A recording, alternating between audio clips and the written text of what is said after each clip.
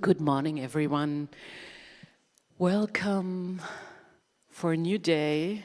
I hope you were able to gain some interesting insights and ideas yesterday. I hope you had a cup of coffee today.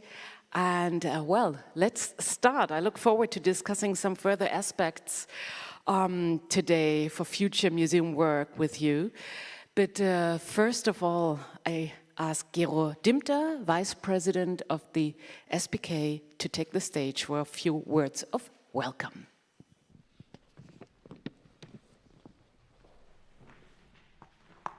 Yeah, thank you very much. Good morning, everybody, also from my side. Yeah, welcome to the second day of a symposium, Future of Collections. And the second day focuses especially on data, making the best of data. And the SPK in the recent years has initiated and participated in a lot of projects and aimed at digitizing our cultural collections and making them accessible to the public. And I would like to give you a quick overview over the most important projects we had so far. And one of these pioneering projects is Museum 4.0, and this symposium a little bit reminds me of this project because this project was mainly about coming together, bringing 26 museums of Germany together and thinking about how can we develop digital technologies for our audience and make the best of it. And we learned it's so important to have this exchange. We had this talk this morning, how important it is to come together, to talk about this and to learn from that. This project ran from 2017 to 2023, connected, as I mentioned, 26 museums in Germany to explore how can we come to the digital world in the museum world. As we realized that the museum world is a little bit behind the libraries, which were much far more developed than the museums regarding digital offers for our audience. And by developing and evaluating digital applications for education, mediation, and participation, we have found new ways to make our collections accessible to a wider audience, and which was very important. As you see, it fell into the COVID-19 period, so it was even more important for us, for all the museums to be visible to the audience, to our visitors, when we couldn't welcome them in our collections.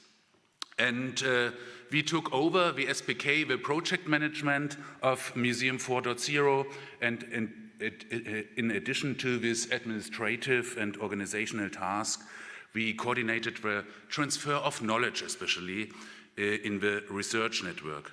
And we provided the project results in the form of publications and documented codes, presented the joint project at symposia and conferences, and developed prototypes at applications for the collections of the SPK and other institutions.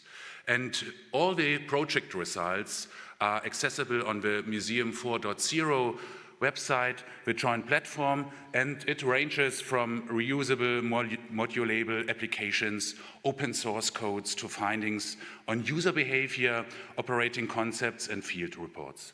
And also, this is our most important result, the Museum 4.0 workbook, based on the experiences from 6 years of collaboration across Germany with a toolbox for practitioners. How can we approach digital mediation with checklists, tips, and methods to encourage them to think and do it themselves? This was a very important project, and as we learned from each other, we wanted to come together. We still are working to revive this network. Another example I would like to give you where the SPK is involved is a big national project, the National Research Data Infrastructure, NFDI. It aims to systematically index, network, and sustainably and qualitatively utilize valuable data sets from science and research for the entire German science system. Includes 26 consortia from all disciplines, from natural sciences to humanities, and it aims to make scientific data accessible and reusable. Until now, there hasn't been a structure at the national level dedicated to the sustainable safeguarding, standardization and provision of research data on cultural heritage. And the SPK participates in 7 NFDI consortia, especially NFDI for culture. It closes this gap, as well as NFDI for memory and NFDI for objects. The SPK is a co-applicant of NFDI for culture and NFDI for objects, and participant of the NFDI for memory. As one of the partner institutions, SPK assumes primary responsibility to ensuring the successful implementation of the work program and ensuring the availability of comprehensive administrative and technical infrastructure for the collaboration of all the consortia.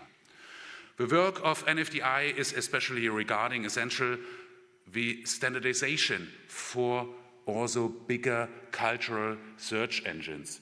And this brings me to the next big initiative the SPK is supporting, and which relies a lot on standardization and norm data, and it's the Deutsche Digitale Bibliothek, the German Digital Library, DDB. It's the biggest cultural platform in Germany for digitized cultural objects, paintings, books, music, sculptures, films, photographs, files, monuments, and many other artifacts. The German Digital Library gives you access to Germany's digitized cultural and scientific heritage. With more than 700 data partners all over Germany, the DDB offers access to more than 50 million different object records, including 23 million digitized items. And on the same time, it's the biggest national contribution to Europeana, which provides information on the European level. The DDB, again, is not only a project, it has been existing now for more than 10 years, and it's on the first hand a network of various institutions with head office at the SPK, and it's aimed at a broad target group, including the general public interested in culture, scientists, especially from the humanities and cultural sciences, as well as teachers and students from all educational institutions. We have an average of 16,700 visitors per day, and with that, the DDB is the central point of contact for anyone interested in Germany's cultural heritage. The DDB has also special platforms for special topics, for instance, the German newspaper portal, the archive portal D, or Germany's portal for collections from colonial contexts. Yesterday, we had the day about collaboration with different communities, and for them, it's especially important to see what is in the collections, in the European, in the Western collections, and to make this visible is one of the main tasks of this sub-portal. But the DDB wants to be more than a culture search engine. It also provides 270 online exhibitions, so we ask ourselves, and Hermann Parzinger used to be the head of the steering committee of DDB, what else is to be needed to further develop the DDB for our users, for also potential users. And we discussed that, and we think our big value of all cultural institutions is to provide proved and valid information, especially in these times with these unsecure information sources also on social media. And this is our special purpose, to show and to display really proved valid information. Handling, and this is also another very important aspect for us, with original objects and sources. And furthermore, we as museums and cultural institutions enjoy the overall trust by the public, and this is very important for us to develop us further. We want to form the DDB into a data space for reliable and scientifically safeguarded information on our cultural heritage. And AI could be the way to build individual packages for individual needs for users. For example, a teacher is looking for teaching material for the next lesson. He enters the keyword, the class, the difficulty level, and the curriculum with the learning objectives, and he is offered then automatically customized teaching packages with virtual historical objects and sources. And all this free of charge.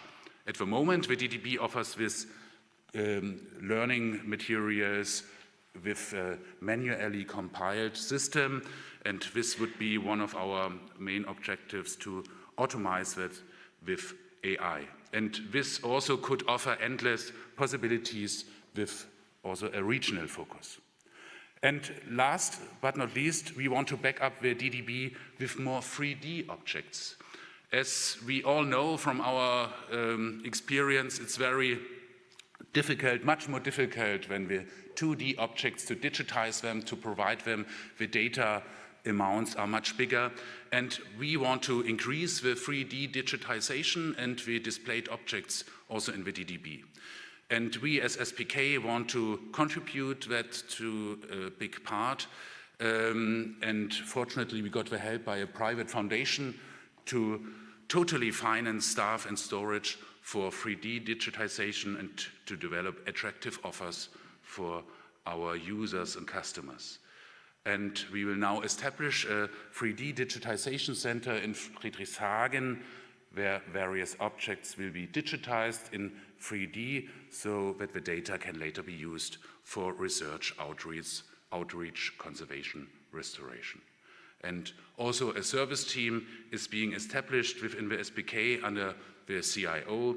This team will provide advice on individual orders, third-party funded projects and contracts with external providers, as well as post-processing data for the master model and handling data management and long-term archiving of free data. We will operate with mobile scanners, of course, for bigger objects which are immobile, and also with stationary scanner. And I have also a picture here. As you can see, we have already 3D digitized the Prinzessinnengruppe of the Alte Nationalgalerie, which was a very popular project. And by default, all 3D models will also be published online on a planned SPK 3D repository. And in addition to technical expertise in data acquisition, we were also developing skills and consulting on the reuse of 3D models in the areas of communication, research, and object preservation. So the expertise we will gladly share in order to learn from the exchange also with other cultural institutions and also to contribute in other platforms. And these examples show how important it is to work together on solutions and to share our knowledge and to bring our different expertise together. Only by working together we can develop new ideas and new programs, as we all have our limited resources, especially regarding the public budget we all have to face. And all our objectives is to make this accessible to the public for another use. And I'm convinced that the discussions and presentations at this symposium will inspire us for our future work. I already heard maybe there's a booklet after this symposium, we will see. And let us take this opportunity to learn from each other and develop new ideas together. I wish you all an inspiring and successful second day of the symposium. Thank you very much. Thank you, Gero Dimter. Well, so let's start. We would now like to deal with the opportunity of sharing archives first. Shared knowledge leads to new insights, as we know. This is shown above all by the following examples. So all these projects start with collection data and collection histories and lead to very specific forms of productive collaboration. We will have an impression first about the work of the Heidelberg Accession Index, where we deal with documentation and transparency for provenance research and beyond.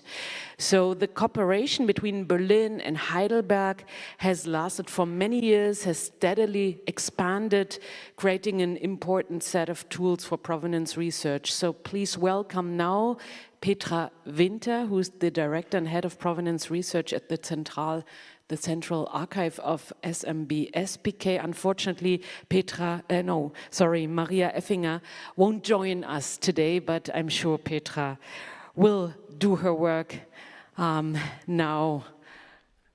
Great, and afterwards we will have the opportunity after some presentations, of course, to discuss some issues. Petra, the floor is yours. Thank you very much for the warm welcome. Yeah, it's not easy to present a collaboration project without a collaboration partner, but Maria unfortunately cannot be here with us today, but she prepared her part very well, and I will do my best to replace her. No, it's not possible to replace her, but we will see. Yesterday we were introduced to several provenance research projects and networks regarding to the colonial context, archaeological fields, and also Asian art. Another essential part of our activities in the field of provenance research at SPK and especially at the Staatlichen Museen zu Berlin is the complex of Nazi-looted art. So let me start with a research example, a restitution case of this field, to explain and present a project which is not a research project in the strict sense, but has a huge impact on provenance research in museums and has potential for beyond. Was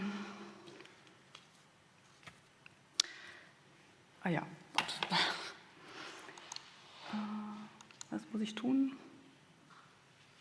Next. Gut. I will give you an example that you all know, the Reclining Lion by August Gaul that greets the visitors today here in the James Simon Gallery on the upper floor. In 1949, an employee of the City Council of Berlin documents the transfer of the sculpture to the National Gallery on Museum Island, noting large reclining panther marble recovered from a garden in Vossstraße. Though it was a lion in limestone and not a panther in marble, the naming of the address on the street Vossstraße pointed the way to the former owner. The lion was, confusingly for us, added to the inventory of the newly founded Gallery of the 20th Century, an art collection of the city of Berlin that was intended to fill the gaps created by the Nazi campaign against degenerate art. Art of the 20th century did rather refer to expressionist works than to artists like August Gaul. That's why the confusion. In the inventory we read, and you have it here, recovered by the Referat Rückführung, May 1949. This department, under the leadership of Kurt Reuti, was a division of the city of Berlin's administration that dealt with so-called ownerless works of art. But who did the sculpture belong to before? A second object. In 1942, the collection of classical antiquities purchased a child sarcophagus from a private owner, Major A.D. George Lyons, Königs Wusterhausen. That is how it is recorded in the inventory. The funds were provided by the Friends of the Museum, the Vereinigung der Freunde antiker Kunst. And a third object. In 1970, the Egyptian Museum in East Berlin acquired 2 objects from a private owner, and the note in the inventory offers us a first clue to the object's provenance, originally part of the Mosse collection.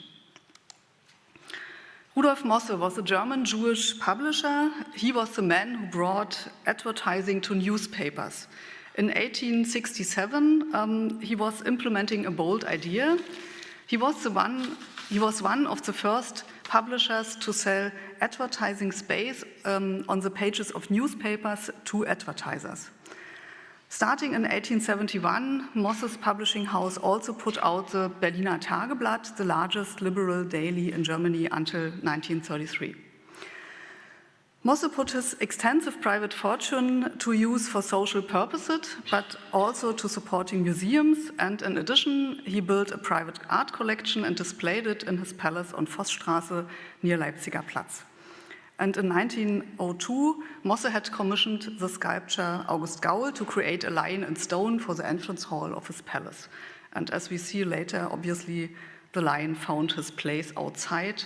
You can see it here. Rudolf Mosse died in 1920. When the Nazis came to power in 1933, the Jewish publishing house and the heirs of Rudolf Mosse came under enormous political pressure. The family managed to immigrate, but all their private assets, real estate, was confiscated and the art collection largely auctioned off. The two Egyptian objects and the child sarcophagus were also sold at the auction in 1934, and the sarcophagus, as you see here, is pictured in the auction catalogue.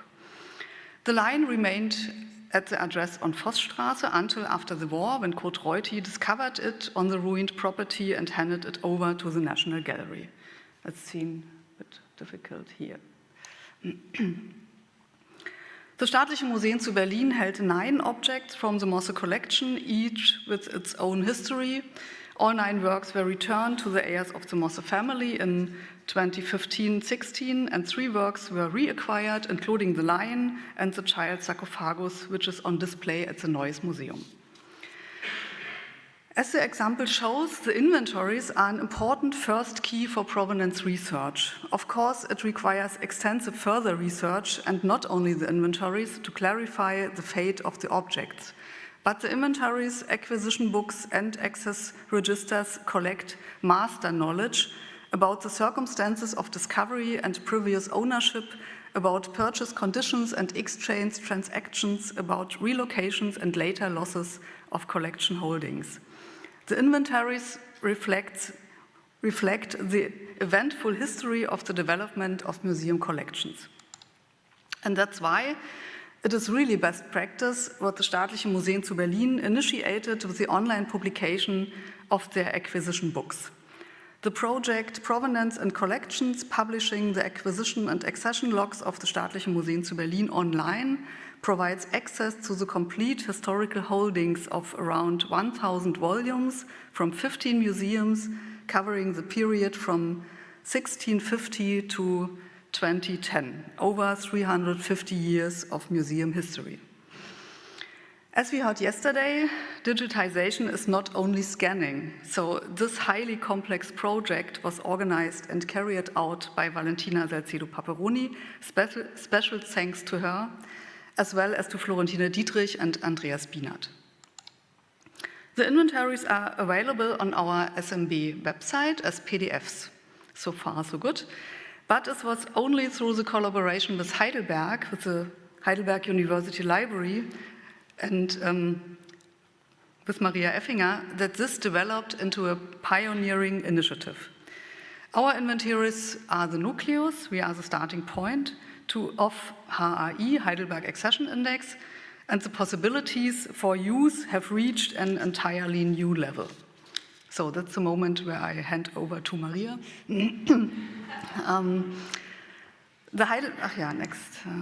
The Heidelberg Accession Index has been in existence since November of last year.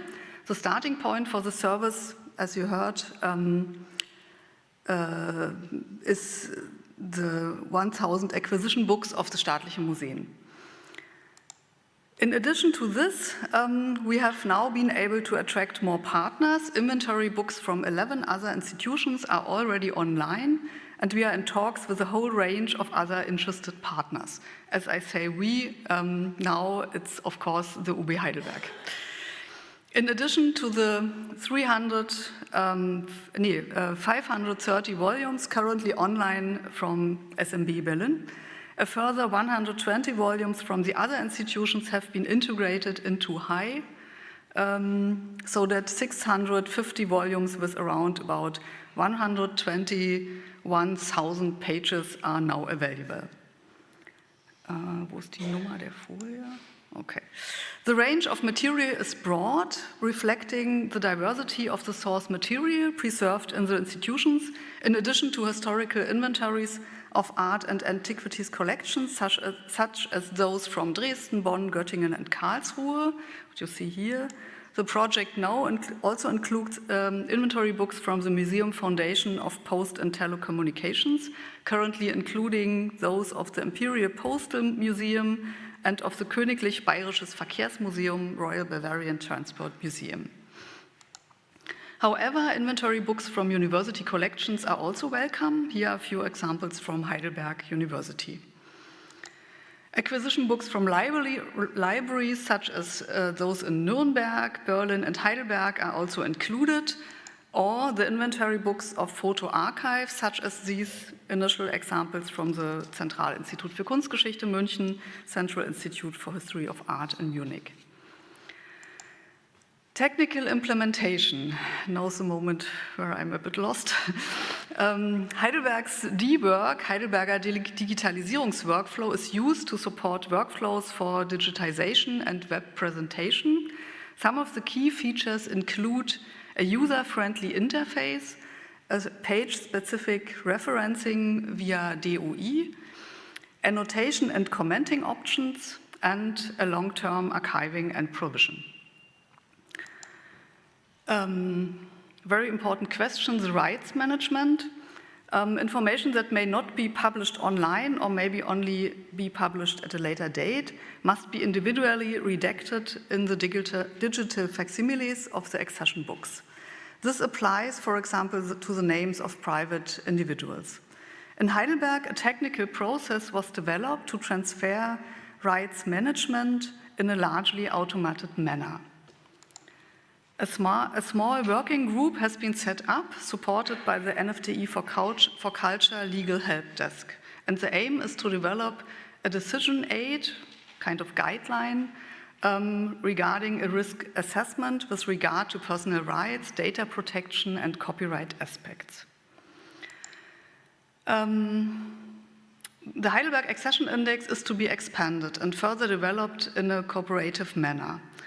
And last but not least, perspective and aims. What we wish is the extension. It should be also beyond Germany. Linking object histories with collection databases, for instance, with German sales, and also with archival records. That's, of course, my dream, so as a director of an archive. And implementation of a full-text search using AI. And last but not least, very important, third-part funding for further development of HAI. So far, the portal has been created without any third-part funding, solely through the efforts of the partners involved. Thank you very much. Okay.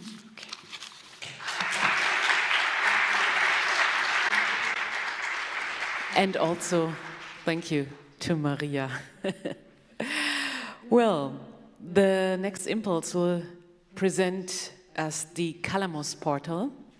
Calamos offers direct access to metadata and in many cases also to digital copies of manuscripts from a wide range of writing traditions, primarily from South, Southeast and Central Asia and the MENA region.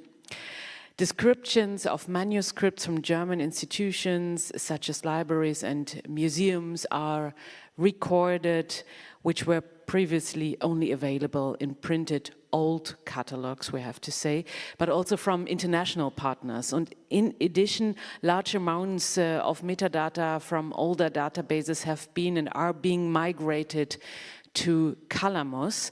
The portal is thus developing into a central platform for researching non-European manuscripts. In the current project phase, the focus is on South Asia manuscripts, so the lecture will therefore be dedicated to present the portal with a focus on this group of manuscripts. And as I understood, Annette Krause is going to present us the projects. Afterwards, we will see Johanna Ostad, research librarian of the National Library of Norway, who will join us online, Annette Krause's research associate, and Michaela Hoffmann-Ruf, also research associate of the Staatsbibliothek zu Berlin, will then join us later on for a discussion. So, welcome.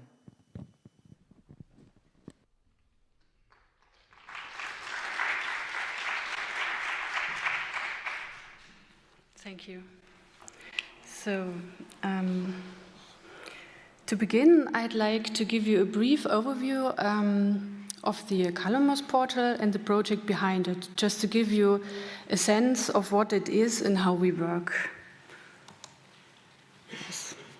The name Calamos is actually a coinage. It's made up of various spellings of the phrase writing read in languages like Greek, Arabic, and Sanskrit. The portal provides direct access to metadata of non-European manuscripts, and in many cases you will find digital images available. These manuscripts span writing traditions from South, Southeast, and Central Asia, the Middle East, and North Africa, as you can see here on the map. The project is funded by the German Research Foundation, and it's based in the Oriental Department of the Berlin State Library.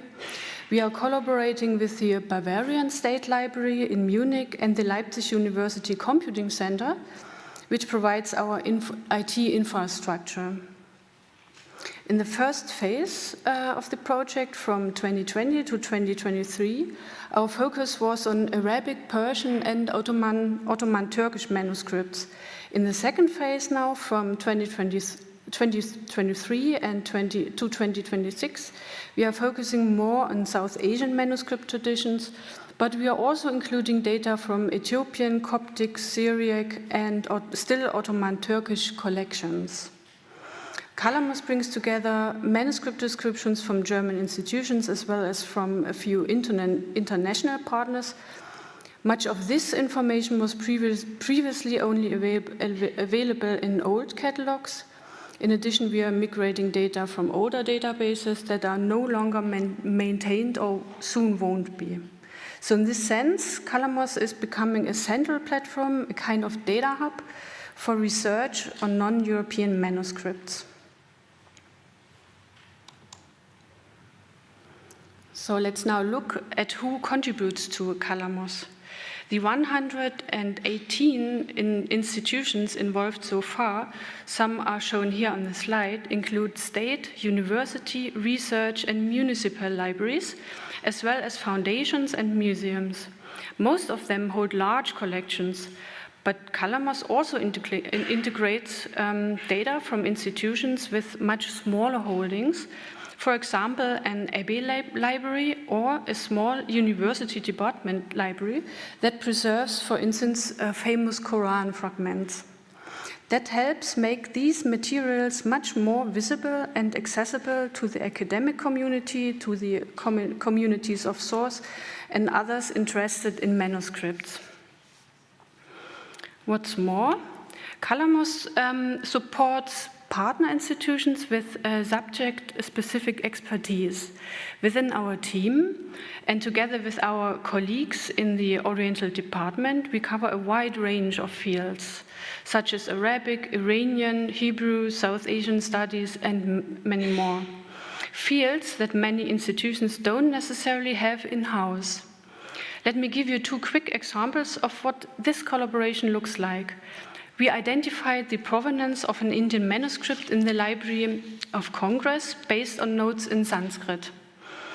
We helped transfer the metadata from the Czech National Library, which has no specialists in Indian languages. In short, sharing this expertise brings clear benefits for both sides. Our partners benefit from improved data quality and greater visibility of their collections. And for us, it reinforces our role as a key point of contact for special collections. Through collaboration, we can expand our knowledge, and not least, it opens the door to new partnerships and future projects. So now let's talk about how we handle the data. We follow a clear workflow: collect, standardize, and share. The data we receive is as diverse as the institutions providing it. We have printed catalog entries from the 19th century. Some are very detailed, covering several pages. Others are extremely brief, sometimes just 2 lines. We also work with handwritten catalogs and semi-structured XML records. You can see a few examples on the slide together with a finished Calamos entry in the middle. What we do is make this diverse data consistent and comparable. That means, for example, modernizing old transcriptions and standardizing name, titles, and place spellings. Once refined, the data is published in Calamos, ready to be searched, cited, and reused. We present this data in 3 main modules in Calamos: manuscripts, titles, and names. So far, we have around 164,000 manuscript records, 4,900 title records, and 14,000 name entries. The manuscript records describe the physical object, the manuscript itself. The data is then linked to more general title and name records. We import much of this data from the authority data providers such as the German Authority File or GND, the Bibliothèque Nationale de France, and the Library of Congress. If necessary, we supplement or correct that data, and in some cases, like with the GND, our curated data is transferred back into their system. So in that sense, we are not just using authority data, we are also contributing to them and sharing our expertise with the wider library and research community. To make the connection between the object manuscript and the other modules clearer, let me show you an example, namely the famous Indian text Bhagavad Gita. By starting the search with the title record, you can instantly access all linked manuscript records across different institutions. In other words, with just 1 click, researchers get an overview how many manuscripts exist, where they are held, and whether digital images are available. There's no need anymore to go through dozens of catalogs, no need to travel just to check if a manuscript is relevant. This not only saves time, but it also allows scholars to focus on what really matters: research and analysis instead of logistics. So where we stand now? We currently provide access to 164,000 manuscripts records, with the upcoming edition of 117,000 entries of the Nepalese manuscripts. The total will soon exceed 340,000 records. And what can be done with a dataset of this scale? The data is structured and freely accessible via our OAI interface. You can visualize data to reveal patterns and relationships that are not immediately evident from individual entries. This allows researchers to explore new questions that were previously out of reach, especially those requiring comparisons across regions, periods, or material features. Here you can see a first test showing, for example, language combinations in Indian manuscripts. On the left, you can see individual languages, and on the right, the combination in which they occur. And there are many, many more things possible. The data in Calamos enables complex queries, for instance, about inks, writing materials, provenance, or copy dates.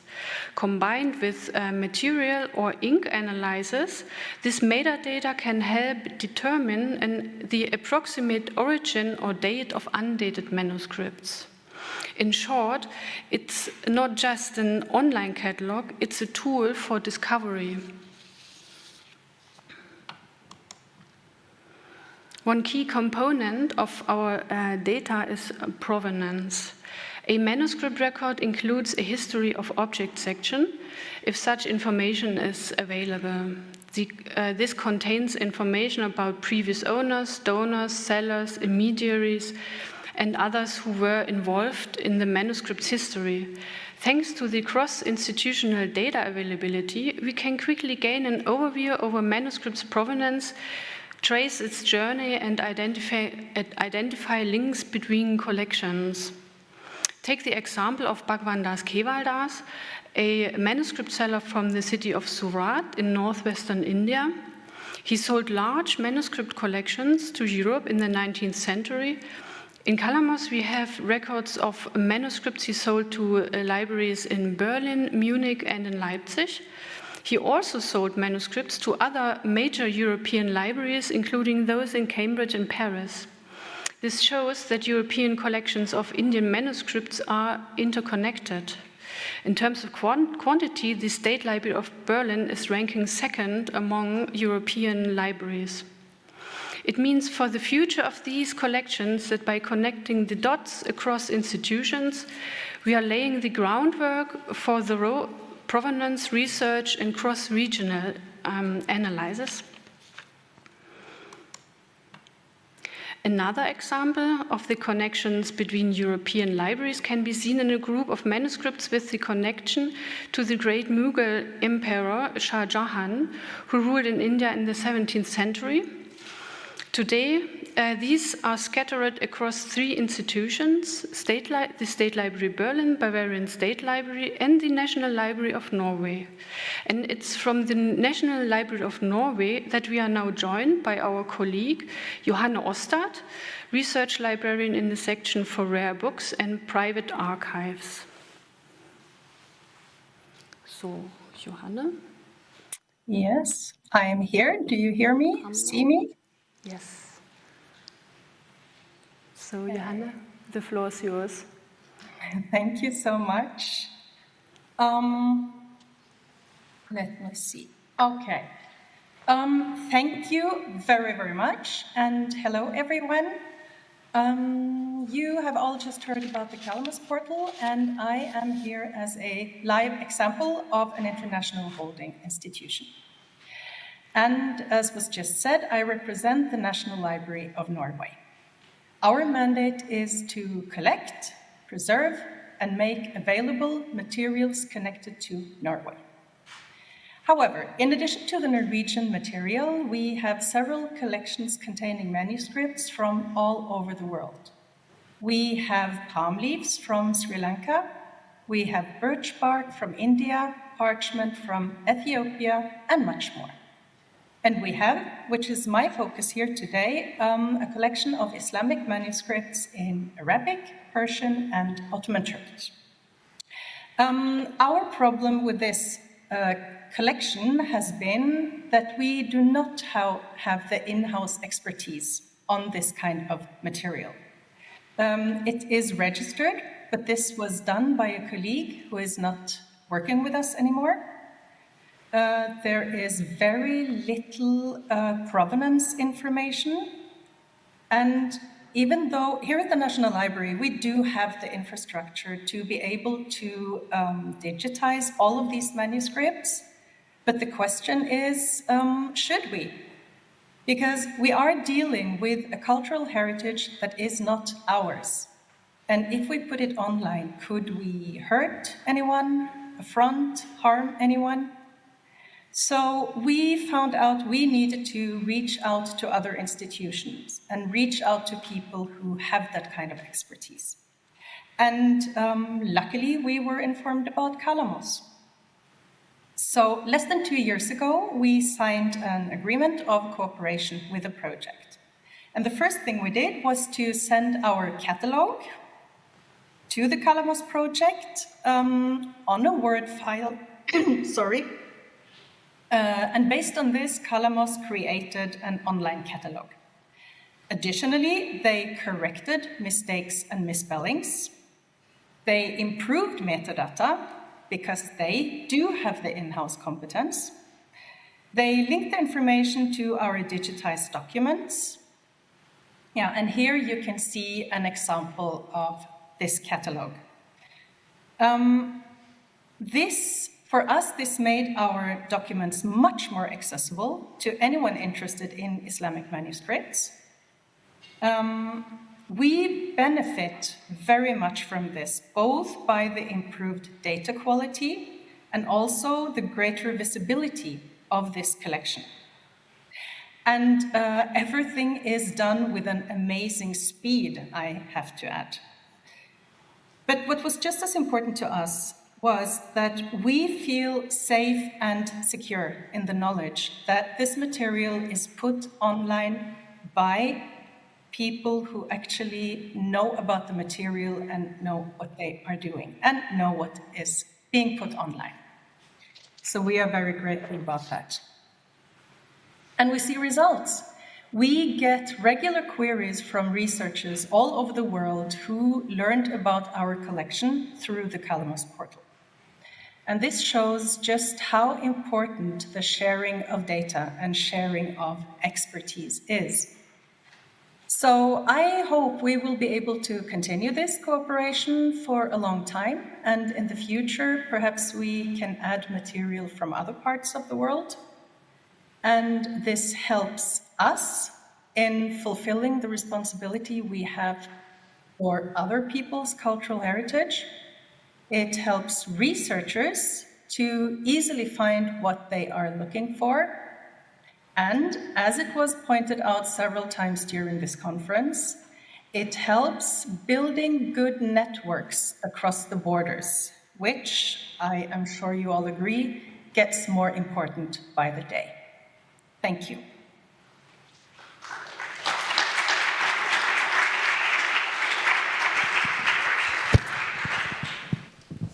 Thank you very much, Annette Krause and Johanna Ostad. Well, we come to a topic that is unfortunately also a very important one, and we had that topic already yesterday, very briefly. In times when wars are raging in the world and cultural assets are also in danger, what exactly shared knowledge and shared responsibility mean in times of war is explained by a very important and great project. Dima Dayoub, Research Associate from the Friends of the Museum for Islamic Art, and Stefan Weber, Director of Museum of Islamic Art, will present to us some of those collaborations. Stefan Weber will provide insights into the collaboration with and on Syria, the history of the collection, the Aleppo Room and the Multaka project, and Dima Dayoub on her involvement in the project and the work in Aleppo. Welcome.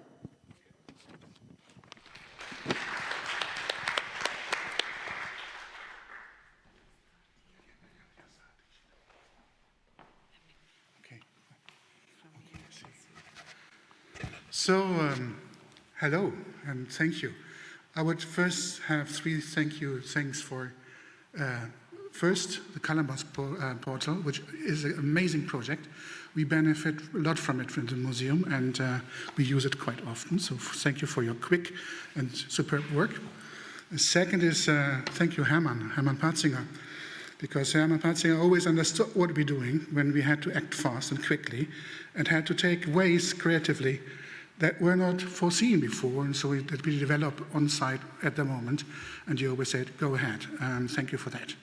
And thanks to the Friends of the Museum of Islamic Art, because without the Friends, none of this had been possible. The Museum of Islamic Art is quite around the corner, not even around the corner, it's there.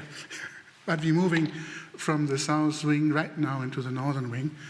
And this museum has, founded in 1904, a long history of collecting objects or knowledge of the Middle East and North Africa, let's say Islamic societies, pre-modern Islamic societies, and it's a problematic term, major ruled by Islamic minorities with all their religious, linguistic, ethnic plurality.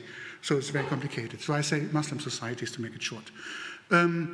And we have these collections since 1904 developing. So this is the oldest institution works in academia and in museology on that very field. large geographies. We have a lot of pictures, a lot of the oldest library, and so a lot of data which is there, accessible, but in a way not accessible when it's in our archives, in our offices. So we use it when we can in a lot of projects, because this history of more than 120 years is a history also of connectivity. We work not only about countries, but very much with societies that's at least since the second half, or let's say last decades of the 20th century, became a network of colleagues and friends and even families, which are even are visible in all our biographies. And these countries, especially for us, it's Iran, Afghanistan, Turkey, the Syrian region, Egypt and Spain, other regions we are not that well connected to. But here we have a continuous exchange in knowledge. It's already a long-time network. So for us, it's very clear that we are looking to the realities in the countries, because we live sometimes there, we work there. Or we live with friends, or we have a lot of partners coming from those countries into our museums. So the network is there. For Syria, it is very obvious with the Aleppo room, which is one of our key objects, which is, let's say, has already an agency in connecting us to Syria. And this is really the case. For example, I and many others in the museum worked in Syria and visited many houses and interiors. So it's something which is close to our hearts and close, again, in our networks. So the objects which are there, they have sometimes great histories of connectivity. Let's see, the carpets, the textiles, the ceramics, who always, for almost 1,000 years now, are going from, as a part of an exchange between the Middle East and Europe. However, there are also complicated histories, of course, especially of those of unregistered researches and excavations, or the art market, which is always a bit complicated. So we have diverse history, but however, we have a common responsibility based on this connection and based on the objects and based on our history. So when the Syrian war broke out in 2011, we were completely shocked. So I always imagined what Assad is doing. It was very clear that he is going to do that. That was not questionable. It was always a hope that there's something happening, that there will be a peaceful revolution. But for example, none of us had thought about the so-called Islamic State. This was unthinkable, and it happened. So we were all shocked. And when in 2012, the souk of Aleppo, which is really the core of the old city, and I have to say Aleppo and Damascus, as far we know it today, they are among or even the oldest cities of inhabitant cities of the world. So we have cities like Jericho, Ariha, which is older, but the tell is different from the modern city. These are cities where you really have thousands of years of history. So these cities collapsing. And Aleppo, with its architecture, is one of the most interesting and important cities around the Mediterranean. I would love to give you a talk about Aleppo right now, but we have to stick in 15 minutes, and Dima has much more important things to say. However, we thought to look into a living city. So we received in 2013 a call from the Foreign Office saying, if you want to do something, we have some money. And it was very clear, knowledge, data, is what we have here should be accessible for the moment when these places are going to be reconstructed. It was a vision, and people saw the vision, others not, but we directly partnered with the German Archaeological Institute and started off to develop. Last word on this before Dima goes into the project. For the beginning, it is clear, or it was clear for us, it's not to work about somebody, but with somebody. Time had changed, even through the very natural case that many of those people who came to Germany are friends from Syria, which we know for many years. And some, like Allah, is from there from the very beginning, working still on Aleppo with us, and it was a very nice moment of entangled history. when Dima came to the office and said, can we partner in this project? And now Dima has much more interesting things to say than me. Thank you, sir. Thank you, and thank you for the organizers of the symposium for the invitation and for the arrangements. To continue with today's, in line with the panel on sharing archives and data and expertise, preservation, documentation, and reconstruction, I just want to present quickly here the Syrian Heritage Archive project as a case, as a practical case in action through Aleppo, like Aleppo's project, what emerged out of the archive as a core main project. So SHAP, we call it SHAP, or as an acronym, Syrian Heritage Archive Project, is a starting point and a base to develop more initiatives and projects of documentation and preservation of the tangible and intangible Syrian cultural heritage. And it acts as a data center for those projects, employing the archive as a tool to assess war damages, to build capacity to heritage preservation, and raising awareness of its importance. And here are the numbers we have reached now until it's been 12 years already now. The Museum for Islamic Art mission is taking a holistic approach regarding its cultural objects. So, for example, in Berlin, the Aleppo Room, as mentioned, is explored. Tour guides from migrant backgrounds are empowered to present this cultural heritage to the visitors within their own stories or narrative somehow through Multaqa, the project that was mentioned yesterday, Meeting Point Museum, as a participatory project, but also through documentation and research with the Syrian Heritage Archive Project and its sub-initiatives. And also, like now, through a project on the ground in Aleppo that I will present in the next few slides. So since 2013, the museum has been developing this archive to document the manifold cultural heritage under threat, the Syrian Heritage Archive Project. But diving, the more we documented and archived, diving into the archive's material, it was evident that there was a focus on Aleppo, of course, being recognized as a UNESCO World Heritage Site, and because it's a living heritage that suffered a large or an enormous scale of destruction, with approximately 74,000 records in our archive of places and buildings in the city, particularly before the war. These materials, they form the basis and reference for any post-war reconstruction and rebuilding efforts. And hence, several projects on Aleppo emerged from these archival materials on the preservation documentation, damage assessment projects, the Aleppo catalog, heritage catalog, also followed by the Stunde Null projects, future for the time after the crisis. And several scientific publications documenting the historic buildings of Aleppo were conducted. For example, what we have available online on our front end or our website, Syrian-heritage.org, you will find on Aleppo, on the page of Aleppo, you will find rapid damage assessment reports on around 30 monuments, guidelines for integrated building documentation, catalog of damages of architectural heritage, rubble and debris management. It's all tailored for the old city of Aleppo. They were all developed under the first project on Aleppo in 2017. Another publication, e-publication, because the results of the first project on the damage assessment deemed the necessity to address the history of these places also. We worked on leveraging the museum's extensive network, scientific network, and long-standing experience on Aleppo with the pilot project Post-Conflict Documentation of a Historic Neighborhood in Aleppo, which began in 2019. It focused on the severely damaged historic district of Swaqt Ali in the Old City as a case study.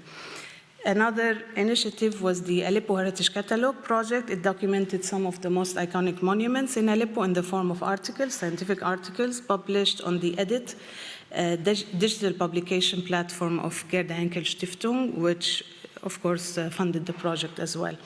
So scientific articles written by various authors, researchers, international, describing the architecture, art, history, and significance of these places, and it also included the voices and memories of the local people who frequently visited those places, and they have a relationship with the place. Using the same methodology, which is like building on archives and practices, the printed book was released, A Culture of Building Courtyard Houses in the Old City of Aleppo.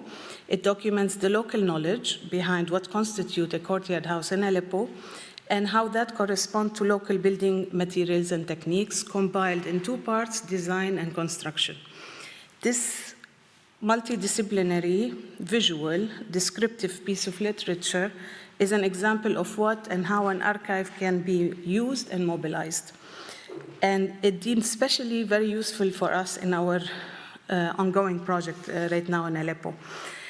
Also helping in the process of rebuilding in Aleppo with historical data directly through our professional and personal networks.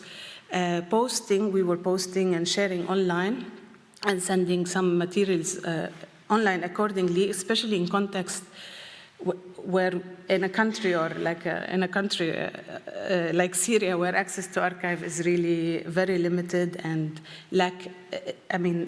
we also lack crucial documentation that is necessary and essential for reconstruction. All of this work, research work and documentation, has led to the current project on the ground, restoration of the Beit Wakil in Aleppo, revitalizing of traditional building crafts through on-the-job trainings. It's inspired and learning from other similar projects that already took place in neighboring countries such as Lebanon, Iraq, and Jordan. It's a collaborative project between the Friends of the Museum for Islamic Art Association and the Greek Orthodox Church in Aleppo, which owns the house today. It's funded by, again, the long-standing committed partner, Gerda Henkel Stiftung. It's about training craftsmen on traditional building techniques while conducting a proper restoration of Beit Wakil. Beit Wakil is the original place of the painted wooden paneling, the Aleppo room, that is exhibited at the museum that Stefan just displayed.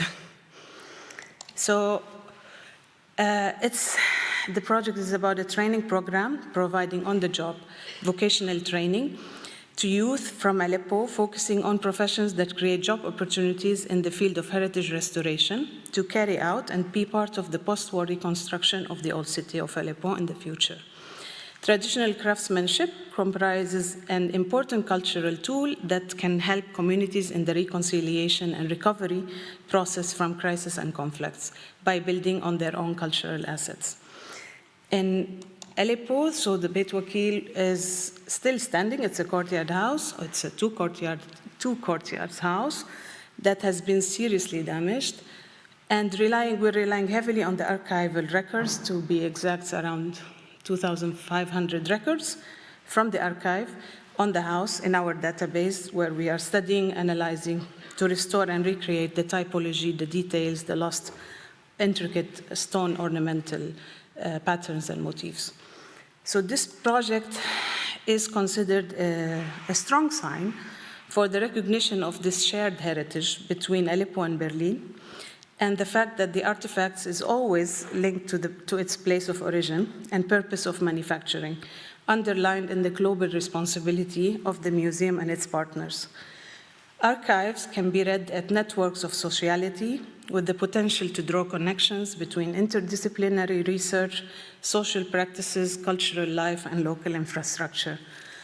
I just want to conclude to say, going back to the archive, that SHAP, or the Syrian Heritage Archive, was and still is a structured database.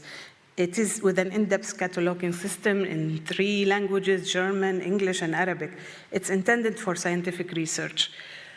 But This is how it started, but it grew vitally with time and branched to open up to more possibilities and more narratives, unlocking the underlying potential of archives for healing and peacemaking and active participation in early recovery efforts of Syria's heritage and its communities.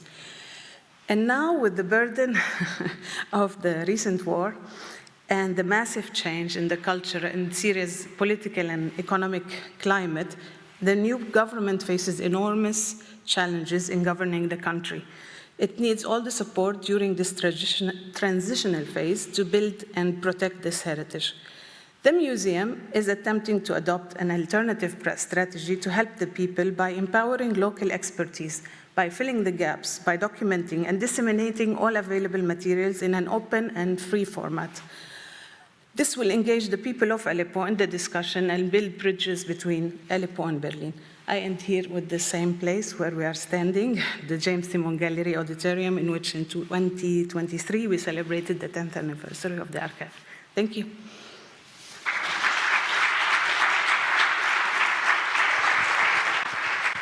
Thank you very much. Dima Dayub, Stefan Weber.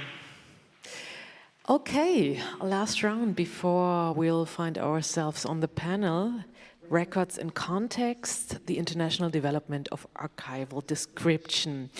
This project, actually set up by the International Council of Archives in 2012, brings together over 50 experts from 19 countries on 5 continents who are working together on a new standard for archival description. Silke Jagodinski and Gerd Müller have been part of the group since 2016 and contribute the perspective of German archives to the development of the standard. The Records in Context model, called RIC, not only enables the traditional indexing of archive records, but also expands this to include the context of their creation and transmission. And Silke Jagodinski and Gerd Müller will give us an overview of the project. Thank you so far. Welcome.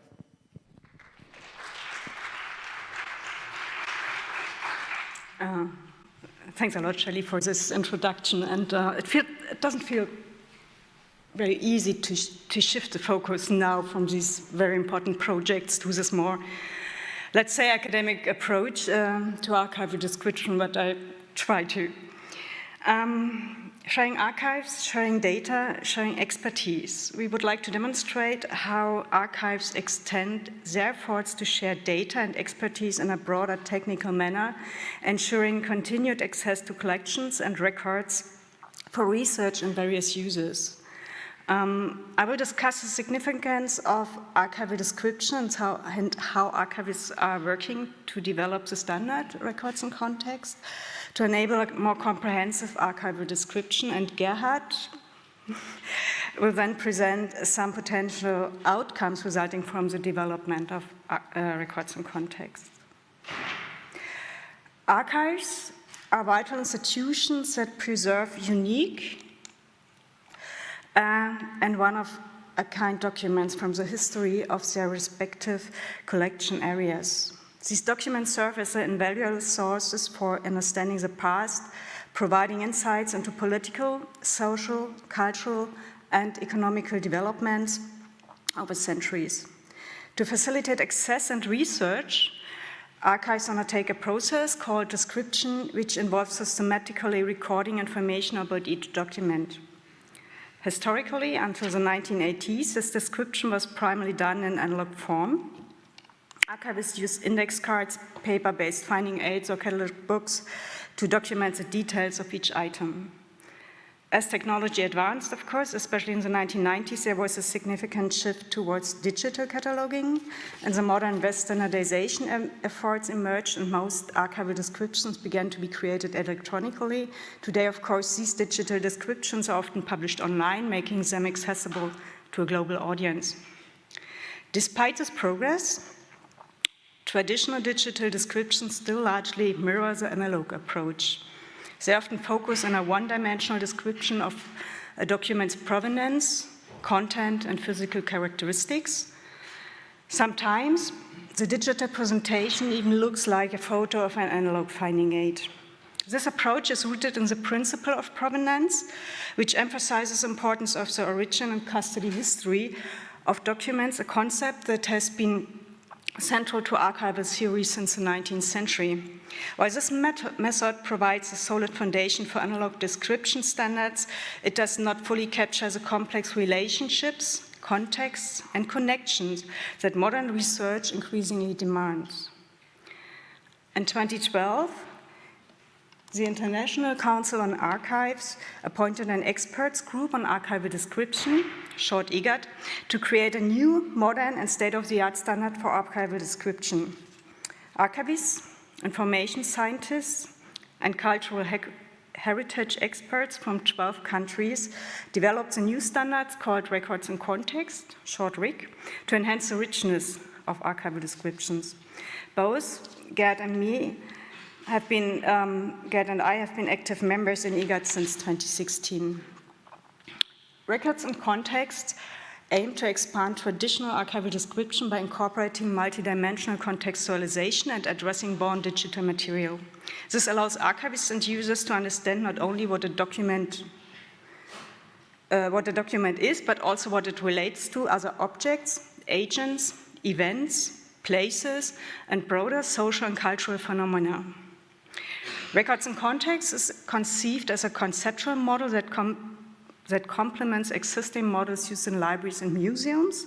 This interoperability is crucial because it enables the integration of archival data with other cultural heritage information systems.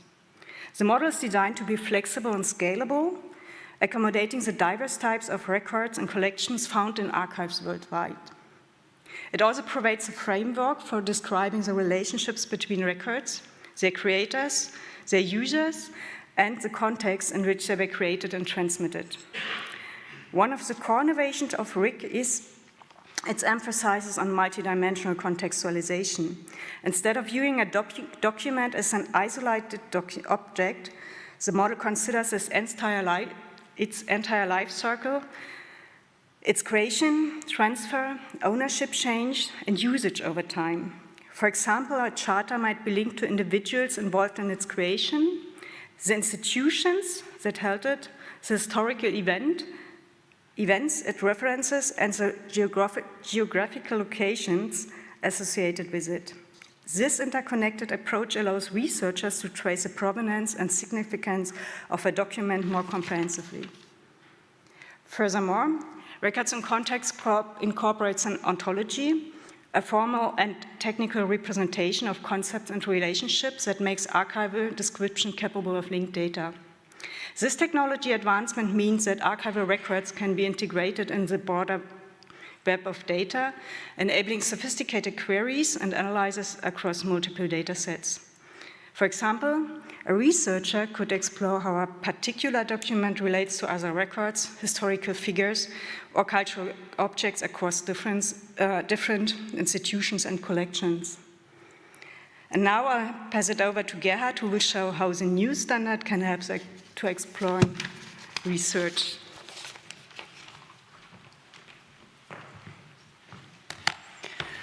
Thank you for having me, and thank you, Silke, for introducing us to the EGAD and Records in Context. I'd like to build on that introduction to spotlighting emerging research opportunities. First of all, Records in Context is set to transform how we perceive archives.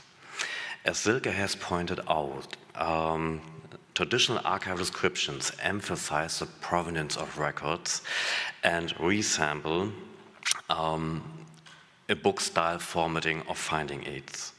This traditional approach, however, limits both access to and the exploration of archives. In contrast, Records in Context leverages the core principles of the semantic web to redefine archival description as a multidimensional framework.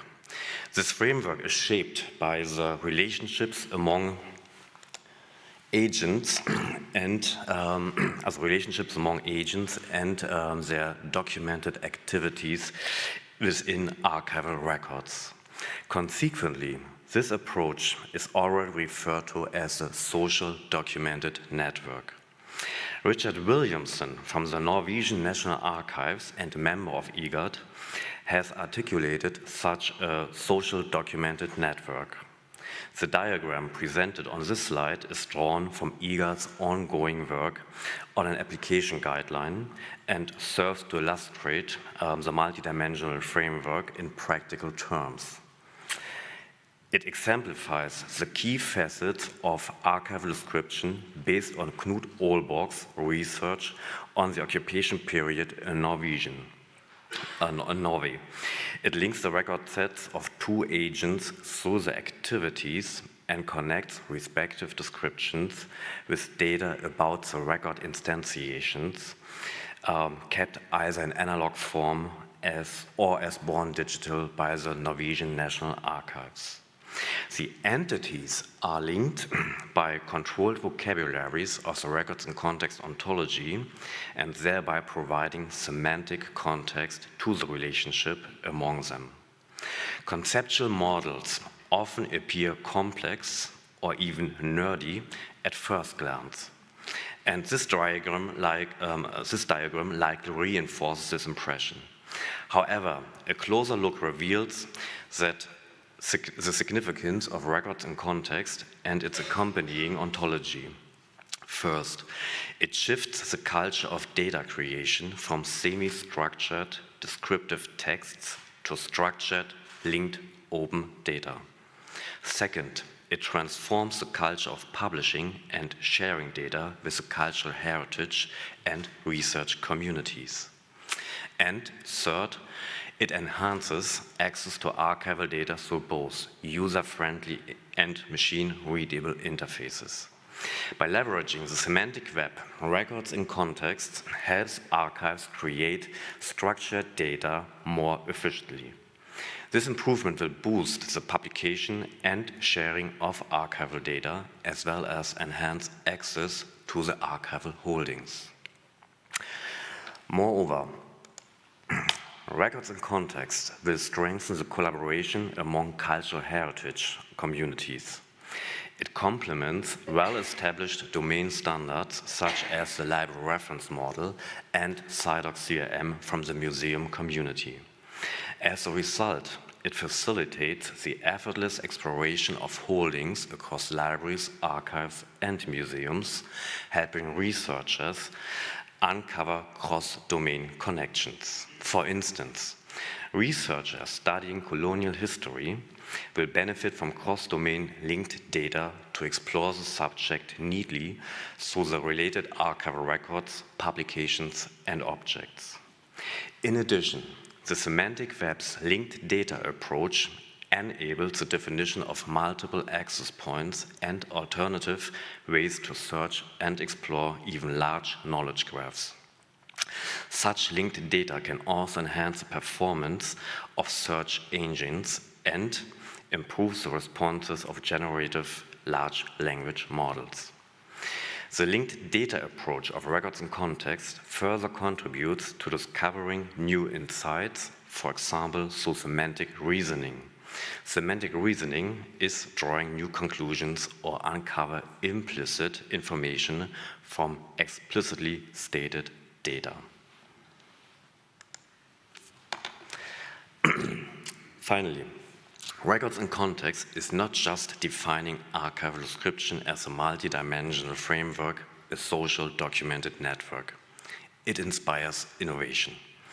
In recent years, several groundbreaking archival services have either emerged or been intensively tested. For example, the social networks and archival context, SNAC. SNAC is a cooperative of libraries, archives, and museums in the United States. It provides a web service for describing agents, agent relations, and records documenting their activities. Among its members are well-known organizations such as the California Digital Library, the National Archives and Records Administration, the Library of Congress, the Smithsonian Institution, and the New York Public Library. A second example is PIAF. It is a pilot of the National Archives of France in close collaboration with the Bibliothèque Nationale de France. who have designed and tested new user interfaces to explore the social documented networks of archives and, as a result, to find better ways than book-styled formatted finding aids. And a third example, SONAR, Social Network Analysis and Related Research, is an initiative of the Berlin State Library. During a trial period funded by the German Research Foundation between 2019 and 2021, the Berlin State Library, among its partners, the Berlin School of Library and Information Science, the German Research Center for Artificial Intelligence, the Urban Complexity Lab of the University of Applied Science Potsdam, and the Institute for the History, Philosophy and Ethics of Medicine, Heinrich Heine University,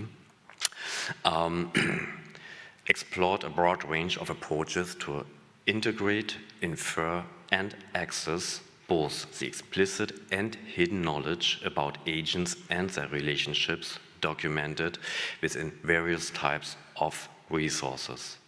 To this end, SONAR integrates heterogeneous big data repositories covering metadata, authority files, and even text corpora, such as historical newspapers from libraries, archives, and museums.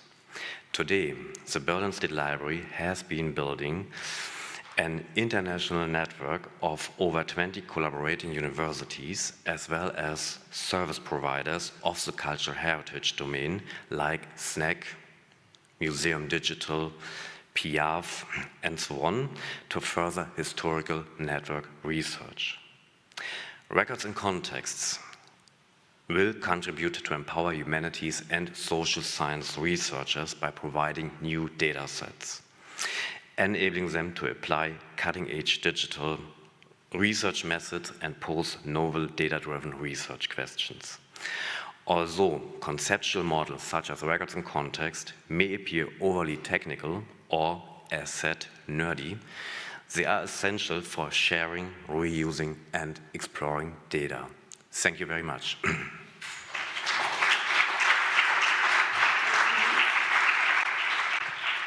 Thanks. So you can just find a seat for yourself, and please come here to have a final discussion. Petra Winter, Annette Krause, Michaela Hoffmann-Ruf, Dima de Joop and Stefan Weber, Silke Jagondinsky and Gerhard Müller. Quite a big panel, as you can see. We have many chairs here, but I'm pretty sure you will have some questions. So thank you at this point for those really fascinating presentations. It's been fascinating to get to know, or an impression at least, how many projects of collaboration are already going on worldwide. And we also saw some practical actual results of it, especially regarding the Aleppo project, Dima. But can you maybe, some of you, give us a brief report on the question how those corporations already have changed, let's say, the museum's world itself, the mentality, the practical daily business? Maybe you have some other examples you can just present to us. Who wants to start? Nobody. But maybe some others in the audience as well. But Stefan Weber, yeah, I please. can say one thing. Dima was so kind to mention it already and present it with the Multaka project. So having expertise, which is not coming from your own social strata or your own bubble, is very important, because it has another approach to things, and it helps you to see things different and to start to look another time on it. And this helped us first with the project, so that we had from the very beginning clear that we have to work as much as possible with Syrians, or people coming from Syria and staying in Germany. One thing, so not being the masters of expertise and having the own sole right of interpretation, but to share it from the very beginning, which is you think it's normal, but it's still a way. It's still not practice. And the second one, to translate this with Multaka into a museum's practice, which also changed us, because as a historian, you don't like if people get the numbers wrong. But then you notice it's not important. The numbers were not important to have the right date of that and that artifact, but to have another story that touches the people that I could never reach and never touch. Those hearts were coming and being connected. You can speak the language, but still you don't have the cultural language. So you cannot do it alone. You need to have a network of different expertise to reach people, and then to change also the curating practice that is coming out of this. When you see that some people can do something, or many things better than you hope that you can bring these people in also in other process of work. So this is a long, it's a process, it's a learning development. A process that actually changes a whole museum, maybe. The mentality, the character, the atmosphere. Some other examples? Yeah, maybe I can add the perspective of provenance research. Of course, provenance research is never a work alone in one museum or one archive. We need the network in Germany, worldwide. So we always use a lot of our working time to create networks, yeah. And sometimes we are not happy with this because it's a time to research, and instead we build networks. But at the end, we need this network to get solutions, results, and so it's very important. And it's been more than 10 years ago, but it's very good to know that there are a lot of provenance researchers in Germany at museums, at libraries, at archives that we can work with. And of course it changes not only the museum practical daily life, but also the science and scientific relationships. Other aspects, please. Ja, ich glaube einfach an. Ja, einfach ansprechen. Okay, you can hear me? No? No, it works, I think. Okay, I just wanted to point out two things. First of all, we also do the very thing that you do. We try to build up networks with our cooperation partners, and we also encourage our users to provide us with further information. So everybody is welcome to contribute. We always, we quite often obtain information. Oh, there's a new article just being published about this and this manuscript. So we are very happy to include this information in the very data set. And sometimes we obtain information like, oh, you made a mistake. This is not the right author you linked to the data set. So we are always very happy because we are actually we are doing retro conversion. This is our main task. So we do not do research on the very manuscripts.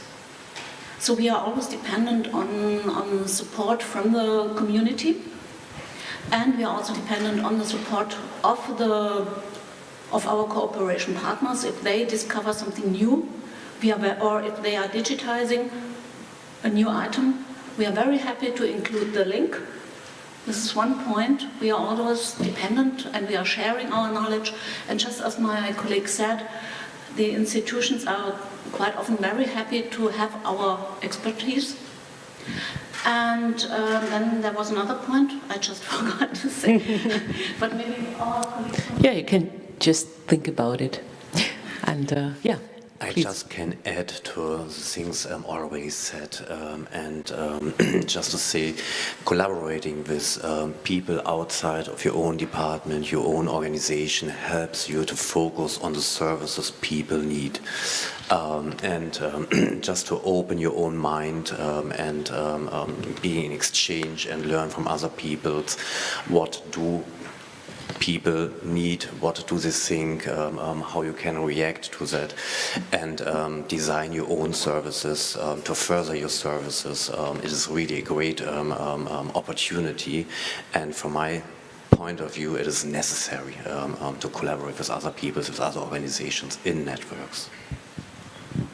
So I know Remember? what I wanted to add is that we have become an authority ourselves, the Calamus portal. What we recently found out is that now people are referring to us. to our data sets, and when they refer to a certain person, to a certain manuscript, to a certain work, we have realized that they refer also to us. Because, as my colleague said, we are using the authority files provided by the GND, by the BNF, by the LOC, but we are also contributing to them. We are complementing them. Sometimes it's just a source, sometimes it's a variety of names or maybe live data, and then they are given back to the authority files as far as possible. Yeah. One point I can also add on the story, that we have to look to our audiences and have to develop, which I think is a very good point. When we started the project, we were collecting data. We know the one who's storing the Umayyad Mosque in Aleppo. We sent all the data, but it was not used. So the question was, if you can collect data, but how you make it an open archive that can be used by people who are not professionals or layman historians. What's the impact, actually? What's the impact? Yeah. So we had to completely rethink our approach of how to deal with society if we want to make this archive useful. With outreach work, with social media, with having packages that we connect people to, that we explain them the data. It was much more work, but it was not possible just to put the data. So it's much more. That is important point. Thanks for the addition. And you just talked about the audience. You're mostly welcome to share our thoughts. Maybe you have some questions, but I think there's something you wanted to add, and then it's your turn. Just a short notice, because what you were saying about that we have to listen to our users, what they need, what they expect. How can we create data that are really used? We were asked in our second project phase to carry out usability study. It was a very important thing for the DFG. They said, okay, funding, your project is very interesting, but you really should consider what the users want, what they expect from you. But this was an obligation for us, and the first phase is finished. We have the first results. And we are now trying to realize what we found out. So thank you so far. Let's see if there are any questions. Hermann Parzinger, yes. Yeah, I have two questions. First of all, concerning Calamos. Is it working? Is the microphone on, switched on? I'm not so sure. Dear technicians, let's have a look. If not, there's another one coming. We have more than one microphones here. Great. Does it work better? No. Is it switched on?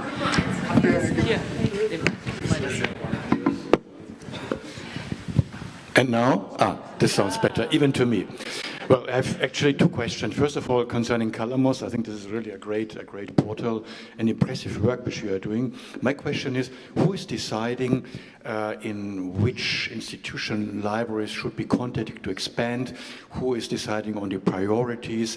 Is there a kind of steering committee, or is there one library which has the lead?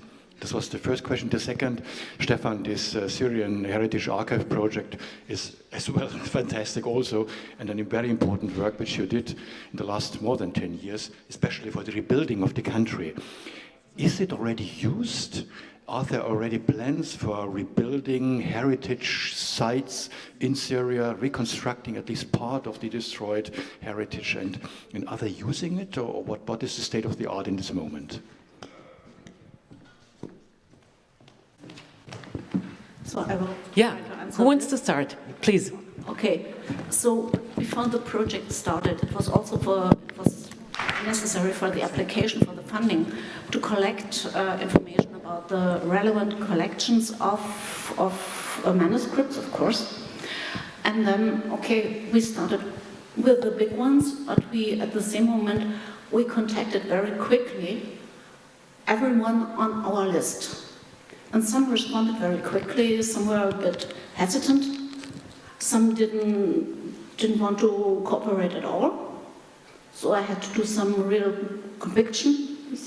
to people really to convince about the worth of Calamus.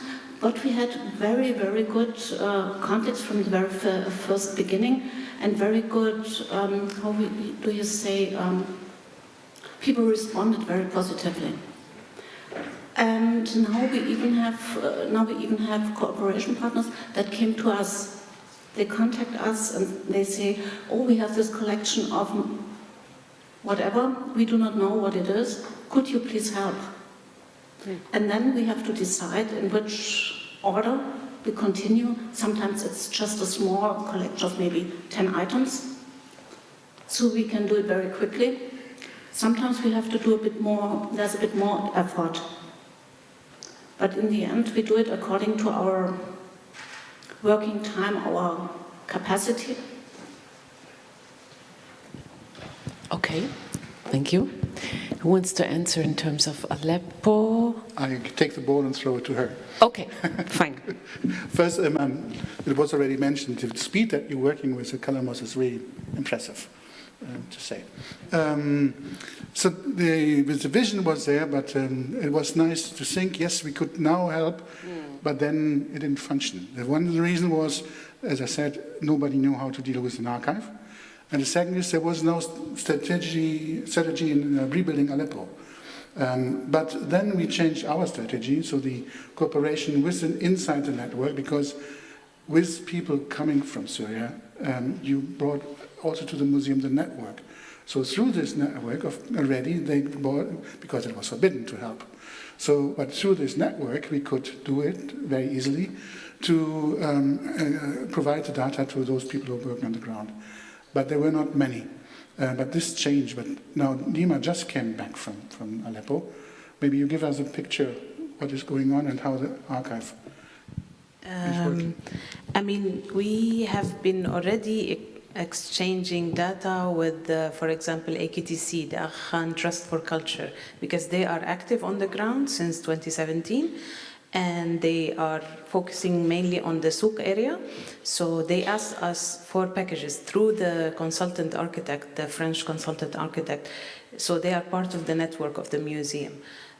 So we have been sending data ever since because of their projects. But that's on the independent level. Again, we were not able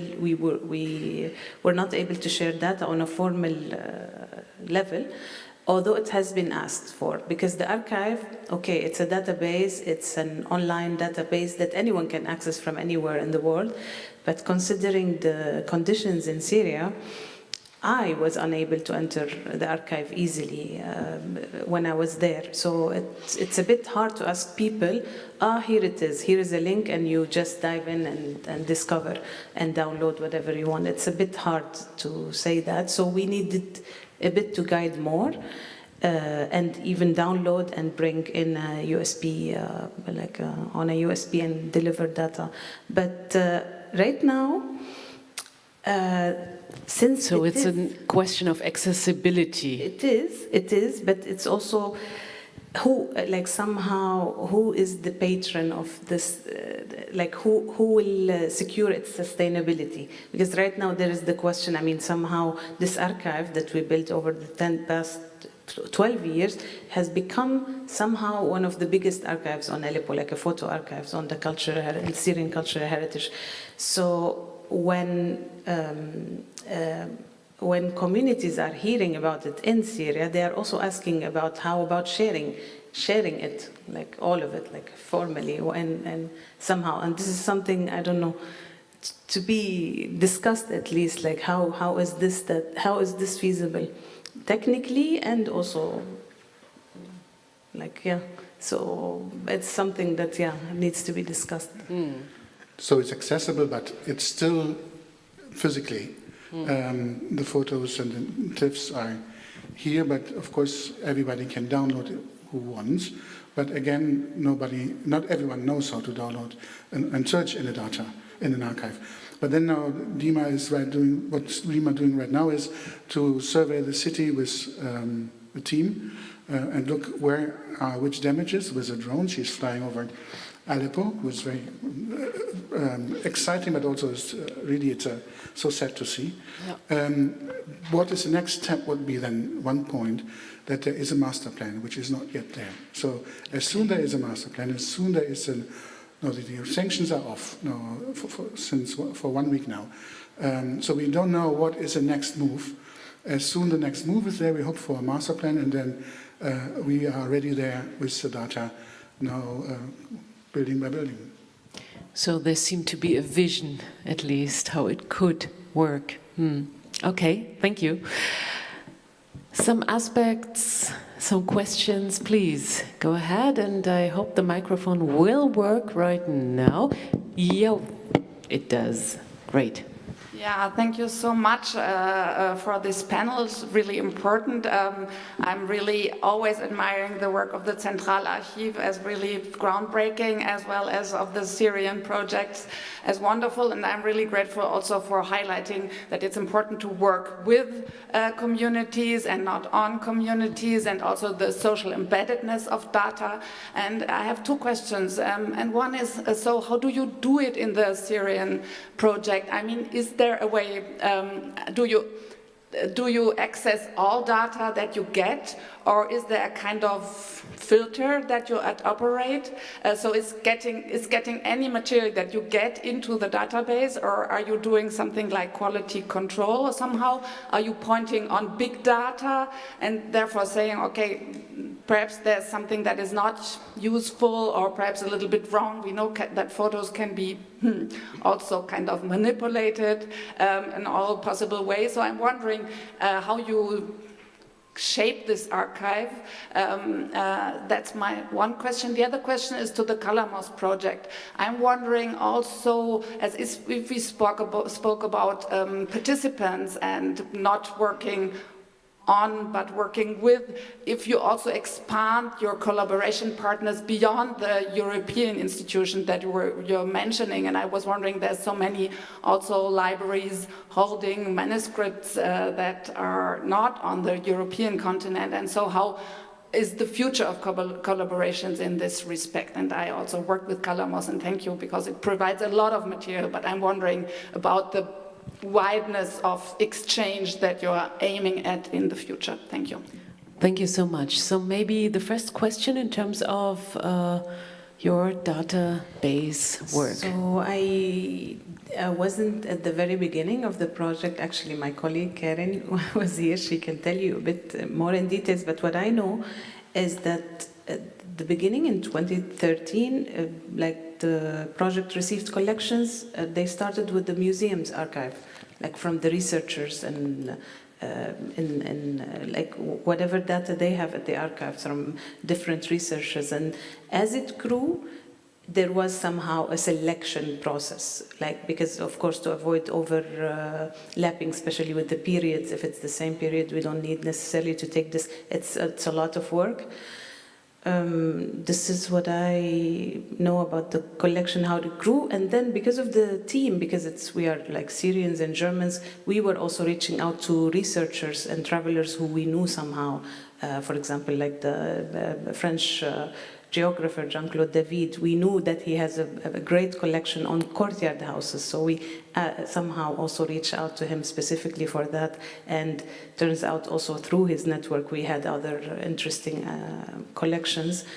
And we also reached out to Syrians, documentaries, archivists, also we asked for collections. And these collections have been worked on but stayed invisible all of this time. They were hidden, they were not shown in the records or online because of also Syrians were living in Syria. They did not want to deal directly with Germany. Danger. Back then. So now it's a chance also for us to open these photographers' collections. But as I understand, you choose somehow what comes in. There is a selection process that became, yes. After after a few years, Thank you. Okay. The Kalamos question? Well, the first project phase was designed to integrate manuscripts from the Islamic world that were held in Germany. But already then we started to be in contact with other European institutions.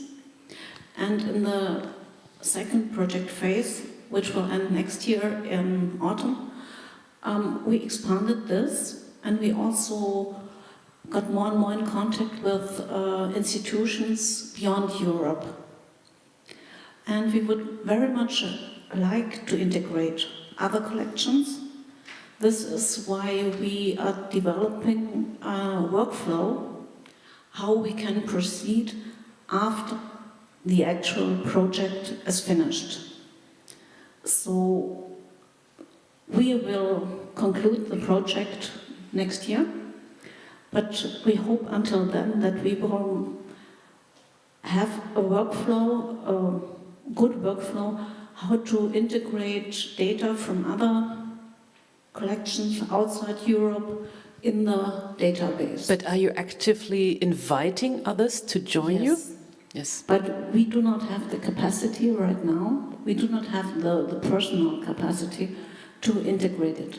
Yeah. But if that's someone what comes, Petra was mentioning. She's networking all the time. And yes, but if someone comes and asks if we could include the data available, we are very happy. We are welcoming these people. But then we have to find out how we can actually do it. Yeah. This will be the challenge. Capacities and money. Well, that's it. That's it. Okay. So thank you at this point for the exchange here on the panel and your questions. I'm pretty sure there are some more, but let's discuss them at lunchtime, if it's okay for you, because some information for you, how do we go on? You will find the forums later on, starting at 1:15 until this point you have lunchtime.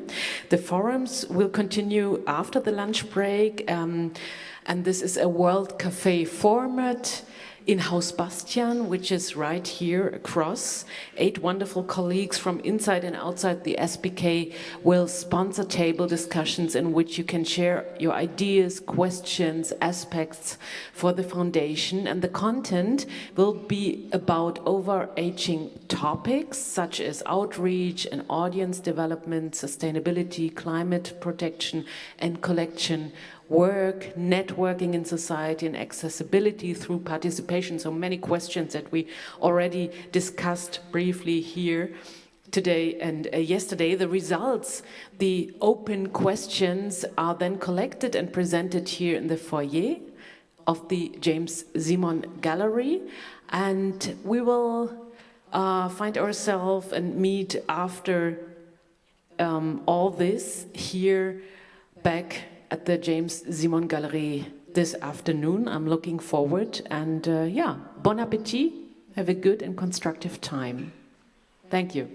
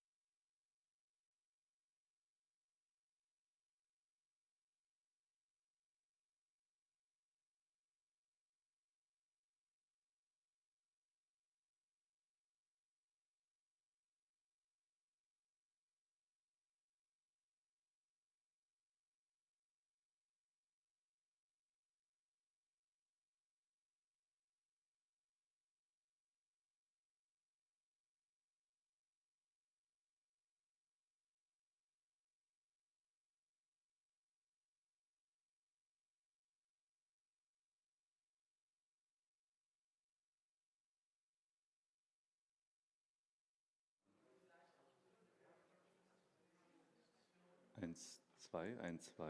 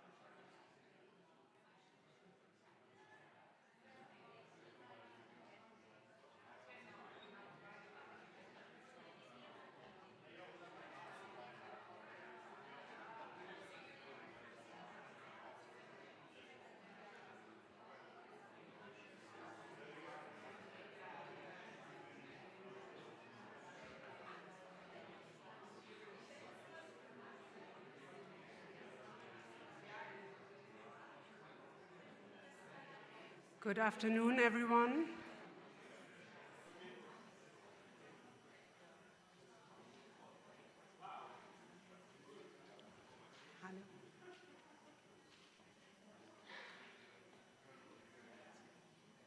Yes, okay. Good afternoon, everyone. Welcome to panel 5, titled New Horizons in Collections Research, Connecting Data, Connecting Perspectives. My name is Katharina Fendius, and I'm the head of the department responsible for collecting and preserving the written cultural heritage of Berlin at the Berlin Central and Regional Library. And it's my pleasure to guide you through this session. In the digital age, the way we engage with collections has shifted dramatically. From paper-based archives to digital databases, our ability to interact with cultural heritage has expanded exponentially. But these changes are not just about accessing old materials in new ways. They are about reimagining the future of research itself. Today's panel explores how digital tools and artificial intelligence, or AI, are pushing the boundaries of this transformation. As collections become increasingly transformed into data, and as data itself evolves into a powerful mode of storytelling, we begin to see new ways of understanding and experiencing culture. As researchers, curators, or simply cultural enthusiasts, each of us in this room shares a personal connection to collections.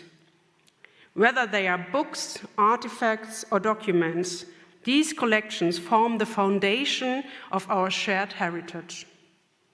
How we preserve and interact with them today shapes our understanding of the past and influences how future generations will engage with history. What if we could not only preserve collections, but also make them come alive through new kinds of data? What if our understanding of these collections could expand beyond text and image? Could AI, for example, unlock new pathways to knowledge, offering deeper insights into the past? We will hear about how of the world's leading GLAM institutions are reshaping the future of research through strategic projects at the intersection of data, research, and public engagement. We will dive into ways AI-based tools in collaboration creation of data collections are not only transforming how we access cultural heritage, but also opening new avenues for research and broadening the publics who can engage with this knowledge. As we move through this panel, I invite you to consider not just technological innovation, but also new conceptual and participatory frameworks. How can data, research, and public engagement come together to shape a future where collections are both accessible and deeply meaningful? I look forward to hearing the inspiring ideas and innovative approaches our presenters will share with us today. We will begin with our first presentation titled Collections as Data, the Future of GLAM Institutions in the Age of AI, from the Staatsbibliothek zu Berlin, the Berlin State Library. This presentation offers a fascinating glimpse into how libraries and GLAM institutions more broadly are becoming vital infrastructures for digital research in the age of AI. We will hear about AI-based tools in the collaborative creation of data collections, how these technologies are reshaping research and cultural heritage preservation. Please join me in welcoming Achim Bonte, Director General, Clemens Neudecker, Head of the Data Science Section, and Nicole Eichenberger, Research Librarian. The floor is yours.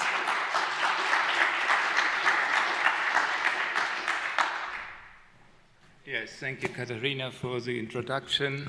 Hello, everyone. Thanks for joining us this afternoon. Why are we talking about the future of collections? I think one key reason for that is that we have been experiencing since the beginning of digitalization, and especially in recent years, the enormous growth in the production and exchange of digital content. As you can see on this slide, it's really amazing, sometimes a bit disturbing. Anyway, it's a matter of fact. As we sit here right now, for example, more than 60,000 photos and videos are being shared on Instagram every minute, or over 6 million Google searches are happening every minute. And today about 2,000 new Wikipedia articles are being created and around 7,000 academic papers are being published. Huge amounts of bits and bytes and new content. Now, you might argue that this doesn't have much to do with our topic, and you'd be probably right to 99.9%. But that remaining 0.1% of the massive data being created is definitely relevant for culture and science, and is more than enough to fundamentally change the way we look at collections and how should we be working with them. So what have we done with this insight at the Staatsbibliothek Berlin?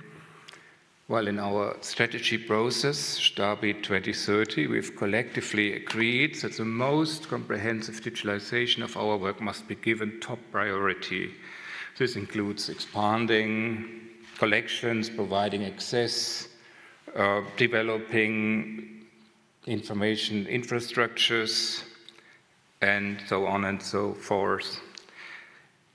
And every area of our business processes, content, communication, must be processable. We want to have collections. We see collections as processable data, and shaping them that way is the key to a strong future for libraries, and I guess not only for libraries, but also for other cultural and scientific institutions. And you can see good examples in every branch. For example, the Rijksmuseum in Amsterdam is very successful in digitization and in reach out of their items.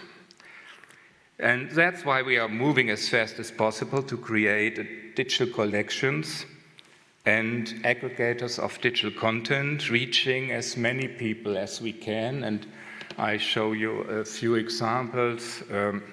Across Asia, for example, for the Asian studies, the manuscript portals Calamos and Handschriftportal, or Le Répertoire International des Sources Musicales for music, and Autographs Calliope. And all these platforms are powered by Staatsbibliothek within strong international networks. Across Asia, for example, is one of the most important content providers in the Western world, beside Harvard, for sure the most important one.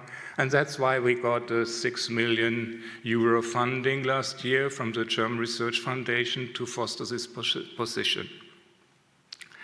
In the field of data curation, we are working with virtual and on-site events as well, and we are very consistently involving our communities actively in the knowledge work. I think that's also a crucial part of our way that we need to embrace. Our users need to create participation chances for our communities. And at the very end, the goal is to create open, processable data collections that can be linked with other collections and further reused and enriched by others. The rapid progress of AI will give a further boost to knowledge, to global knowledge building and exchange, I'm pretty sure. And what that means, for example, Katharina has mentioned, is, for example, for machine-based entity recognition, content recognition, that will now be illustrated by my two colleagues, Clemens Neudecker and Nicole Eichenberger.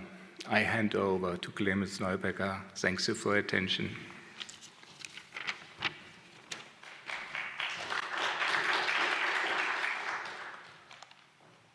Thank you. Yes, so in a library setting, of course, we mainly digitize books, and the normal way to open up this content in these books for users or also for purposes of text and data mining is naturally recognizing the text within the images, so the photographs of the individual pages. This has long been a challenging task due to the historical fonts and also historical spelling variation that is very prominent in German language. But also thanks here to the progress in AI and also a consortium here funded by the German Research Foundation, we were able to develop new and better open source technologies that can now very accurately transcribe even these historical printed documents. This has been implemented also in the second half of last year in production at the Berlin State Library, and so far we've already been able to process 6 million pages and make those fully searchable and available for text and data mining purposes, or even for the training of, for example, historical or diachronic large language models. But the challenge has shifted a bit with the progress in AI. So text recognition is not alone enough. First of all, with these new methodologies and models, those do not understand a page as a whole, but they need properly segmented lines of text to recognize the text contained within. So secondly, for these texts that are recognized, it's very important if you think of complex layouts, for example, historical newspapers with multiple columns, to properly establish the reading order so that semantic text understanding technologies can use these.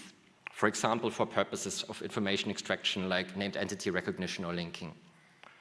This requires, however, that the layout and the order of the text in a document is properly analyzed and recognized. And also here, we have been using new AI models that we have trained and developed in-house at the Berlin State Library. But this opens up actually even more possibilities. So far, we've been only looking at the text, but all these scanned documents also contain various other content that is graphical, images, illustrations, diagrams, photographs, etc. As part of our layout analysis AI system that you can see here on the right, this is how the AI looks at the document. It can distinguish different content elements. So for example, we see headlines that are distinguished from regular text. We see separators that are important to determine the correct order of the text. And we see in this light green box that there is also graphical content. In this case, the image or sketch of this soldier with a hat. All these graphics that have been contained in these scanned documents have so far not been accessible in the sense that they would have been searchable for the broader public or for researchers interested in analyzing this content. So what we do now, thanks to the information delivered by our layout analysis model, we extract all these graphical elements, roughly more than 1 million currently, and we make them available in new ways. Oops. Right, yeah, so there are 2 ways. We first use an image similarity model that allows users, and you might notice, for example, from Google image search, to upload an image and find all similar objects that have been extracted from these digitized documents in our collections. But since the model that we're using is a multimodal model, that means it can understand both text and image data, it also opens up new possibilities, for example, to submit a text query, a description of an image or a scene that you would like to find, and still the model is able to retrieve this in a graphical form. So it's now very easy to just fill in a text query, for example here, a portrait of an officer wearing a hat in natural language. There are no keywords required and no manual effort in the back, but the model automatically translates this into a feature vector that then retrieves the according matching images. Fortunately also, we have a multilingual model, so we currently support 48 different languages to enter queries and find these graphical contents. But it goes even further. These image similarity applications have also other use cases, for example, in specific domains. For example, to detect printer marks and establish which are similar or, for example, come from the same printer, which is relevant for provenance research. Same for example, watermarks. We're working with digital humanities partners that are interested in the scenes depicted in historical children's books. Or we can automatically classify iconographical images with, for example, systems like Icon Class. And last but not least, we've also been collaborating, providing these technologies for the Berlin State Museums to help with the indexing and cataloging of the Nachlass of Leni Riefenstahl. So there are many new ways to explore this content in multimodal ways, text and image and its connections. And with this, I hand over to my colleague, Nicole.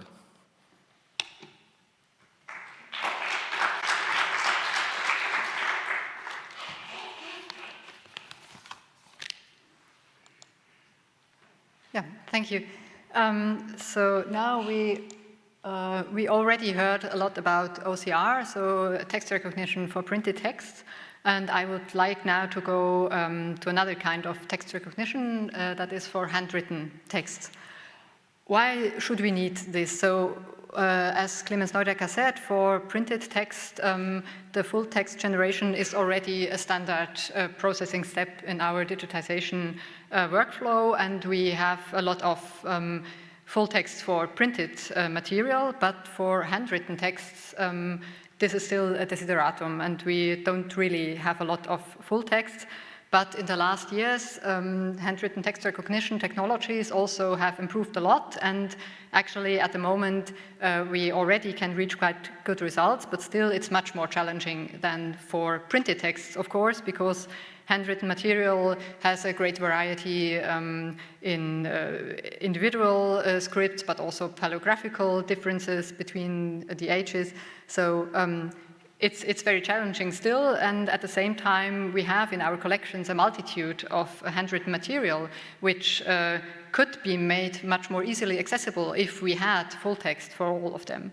And so we have medieval and early modern manuscripts, of course, but we have also estates and personal papers, letters, and also handwritten catalogs and accession lists, which are important for provenance research, for example, or for cataloging our collections. So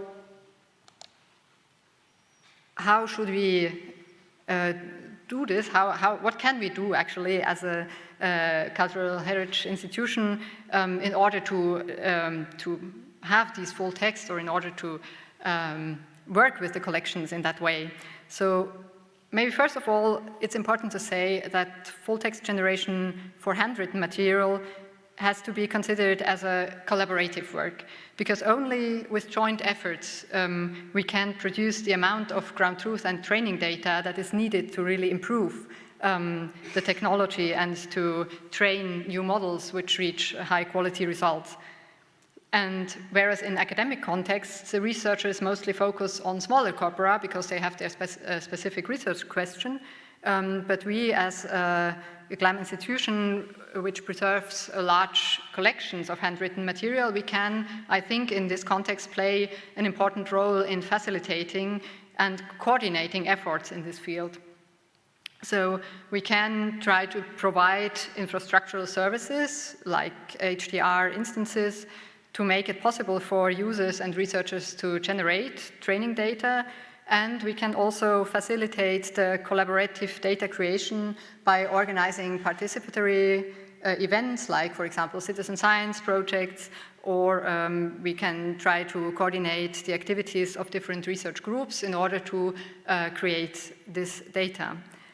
And especially in this field of handwritten text recognition, it's very important to join the efforts of GLAM institutions and academia, because the role of expert knowledge in the ground truth creation is so big, because we need experts who can read actually these scripts in order to create reliable ground truth. So that's why it's very important that we get in touch with researchers in order to acquire expert knowledge for ground truth data creation and also for intellectual quality control. And I think a very good way also to do this is to establish HDR as a part of scholarly teaching by introducing students to historical scripts on one hand and to AI technologies like handwritten text recognition on the other hand, and at the same time, so that they learn both to read the scripts by themselves, but also to work with AI technologies. And in all that context, I think, especially because expert knowledge is so important and because collaborative work is so important, it's really crucial to use open source software in order to make our efforts shareable and also sustainable. So, because only with fully open source software we are able to share our complete data, ground truth data, recognition models, and we are also able to reuse the models that others have trained already and to build on the work that others have already done. And this is not only important because, as Achim Bonte said, it's a part of our strategy as a library, as a research library, to support open science, but it's also important in a sustainability point of view, because AI technologies are very energy consumptive, and of course we should not do the work more often than it has to be done. It's better to reuse what others have already done, and that's why I think it's so very important to use open source software. And at the Staatsbibliothek, we are currently working on installing our own instance of an open source HDR application as a test run. And for this, we have chosen the open source software eScriptorium, which has been developed, is maintained and used by a very active international community. So, for example, during the last year, there have been over 20 new recognition models published on Zenodo, an open research platform.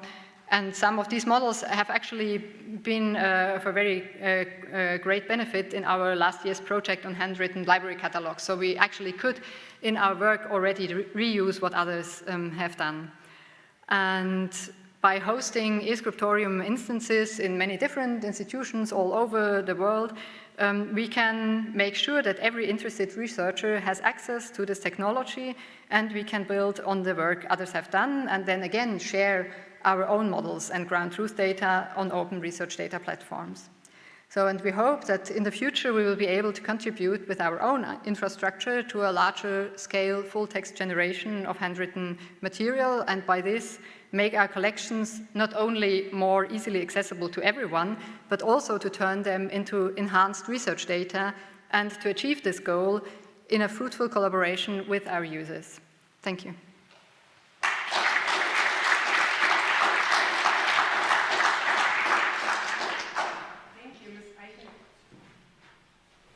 Thank you, Ms. Eichenberger, Mr. Bonte, and Mr. Neudecker, for these rich insights into how libraries can serve as both repositories and laboratories in the age of AI. Next, we shift from text to imagery, from pages to coins.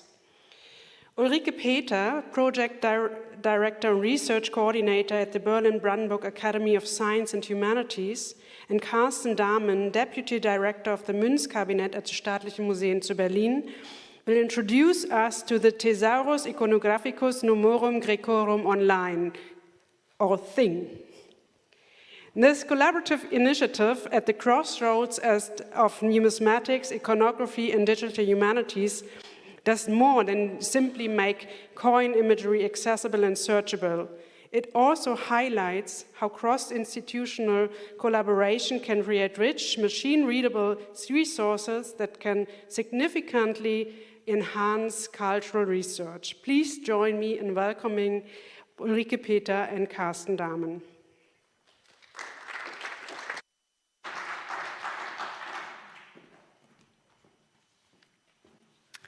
Yeah, dear colleagues, let us turn to very small objects, ancient coins, millions of which have survived. And documenting and studying them is only possible thanks to a strong network of national and international cooperation. We are pleased to present our new Academy project and to highlight how digitization and linked open data creates opportunities for new research questions. Our project at the Berlin-Brandenburg Academy of Sciences, Imagines Numerum, Imagines Numerum Graecorum Online, abbreviated as already said, THINK, started this year and will run for 25 years. The project is led by researchers from the Berlin Coin Cabinet, the University of Kiel, and the Academy, collaborating with the German Archaeological Institute and institutions in Frankfurt and Oxford. Imagnum builds on our previous project, Corpus Nomorum, a web portal and research tool for studying ancient coins. It forms part of an international initiative to compile a corpus of Greek coin types within a linked open data framework. The main aim of Imaginis Nomorum is to unlock the potential of ancient Greek coins for visual studies and cultural history research by developing a hierarchical iconographic thesaurus using LOD. We will digitize and publish the outstanding collection of Greek coins housed here on the museum's Insel. My colleague will tell you more about this shortly. Based on this collection and all other available material, we will create a comprehensive thesaurus of Greek coin imagery. This requires advancing digital methods, particularly artificial intelligence. Using these tools, we will address key questions of visual studies not yet thoroughly applied to Greek numismatics. The project is divided into 5 modules, each examining coin production in different regions of the ancient world, as shown here. Based on the analysis of empirical data, 5 core research questions will be explored: the relationship between image and meaning, image and its physical carrier, seriality versus originality, image-text relationship, and finally, image production and consumption. Ancient Greek coins show a tremendous variety in materials, denominations, shapes, and inscriptions, but they are particularly rich and diverse in their imagery. However, many coin designs remain difficult to explain and are interpreted in various ways. For instance, the biconical object on coins from ancient Byzantium has been variously identified as a lighthouse, a lamp, a torch, but also as a fish trap or a bow. Similarly, another coin image has interpretations ranging from spigot helmet to omphalos, beehive, or fountain structure. Even basic questions about iconographic patterns cannot be answered easily. For instance, which figures appear with cornucopia on coins, or does Athena always carry both a spear and a shield, or is her awl typical in her hand, or more often beside her on the ground? Why these questions can't be answered easily? That is why, because there is no specialized numismatic image lexicon. Current resources, like the LIMC or the Thesaurus of Ancient Cults, cover some aspects of ancient art, but lack sufficient detail for coins. General tools like icon class or Getty vocabularies are not specific enough or granular enough for coin iconography. While object depiction standardization in numismatics is already quite advanced, the central authority portal numisma.org still lacks comprehensive iconographic concepts. So that is why we aim to build an iconographic thesaurus of Greek coins that will be hierarchical, multilingual, continuously expanding, and based, of course, on linked open data principles. Each standard entry will provide a unique URI, names in German and English, including synonyms and alternative labels, a definition and the iconographic convention of its depiction on coins. Here's an example for Isis Pelagia, an Egyptian deity who gained popularity during Roman times and who appears with a sail, standing on a ship or simply on a line. By compiling all numismatic evidence for specific motifs, researchers can track cultural developments across time and geography, for example, when and where the cult of Isis Pelagia spread. Visual graphs will illustrate relationships between motifs on coins, showing their distribution and specifics. For example, that the torch most often appears as a symbol of the goddess Demeter.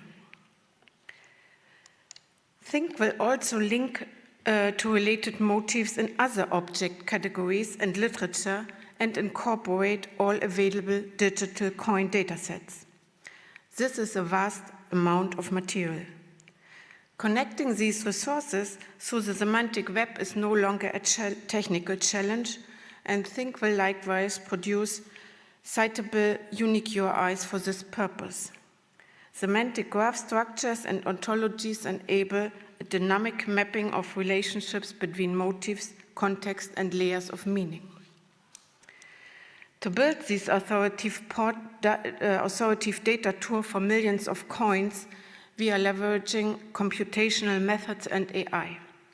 Since 2021, we have tested machine learning methods for typological coin assignments, focusing on natural language processing for multilingual coin descriptions and deep learning for image recognition. All our tools are open source and available on our website. We have achieved excellent results in named entity recognition and relation extraction, and by integrating these NLP outputs with our prototype of a hierarchical thesaurus, we have opened up new possibilities for semantic search.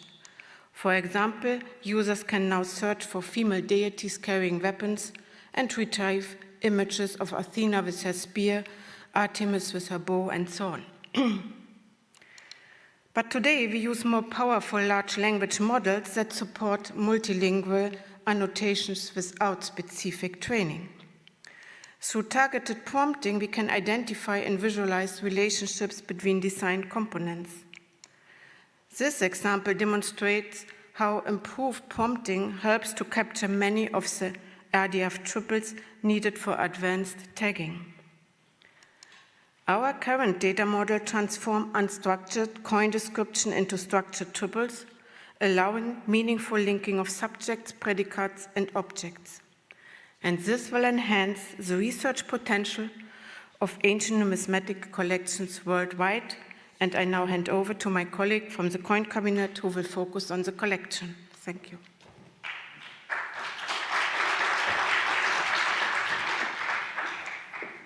Thank you, Ulrike. I'd like to focus first, of course, on the most obvious point, which is the museum and collection as a keeper of objects. In our case, it's more than 500,000 objects, and those include 110K Greek coins. So what is Greek? Greek is a variety of cultures and ethnics, and these only represent very few of those. But the cabinet does not only have coins and medals, it does have inventories, archives, and accession books. And this is the second treasure which it very obviously keeps. And it does keep it despite quite worrying times in the past, so we are very fortunate and privileged to be able to be working with such a material. Two test cases. This odd gold coin doesn't look very important to us, but if we have a look in our inventory of 1693, some of us might be able to read what's written here, and despite the very poetic name of a Regenbogenschüsselchen, this coin was found by a starving day laborer whom his prince paid money to give him some food in the year 1490. And this coin we still have here in the Berlin collection. And our users, of course, are able to access this information through our catalog. Another case is the Protestant reverend in Wesel, who on 13th December 1635 was able to see this rather poorly preserved coin from Odysseus of the 3rd century AD in the collection of the later great elector of Brandenburg.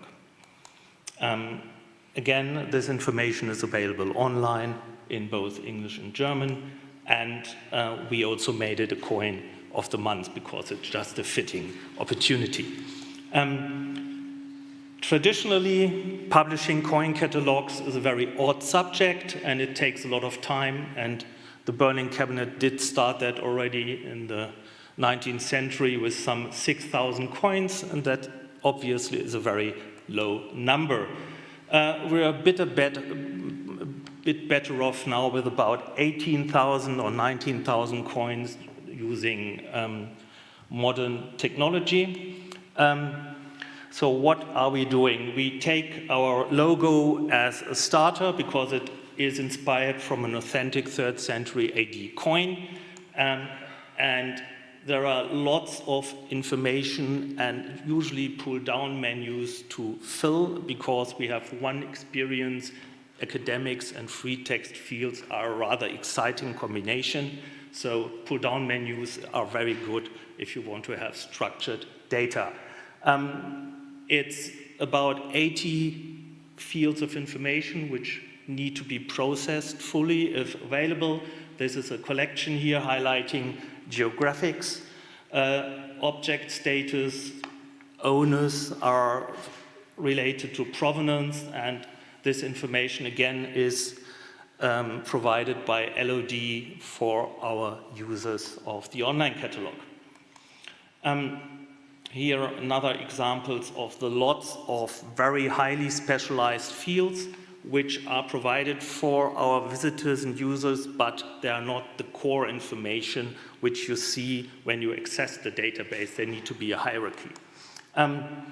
Again, here the geographical information, and we want also to highlight the fact that the State Museum and the Foundation went public domain 3 years ago for most of the images concerned here.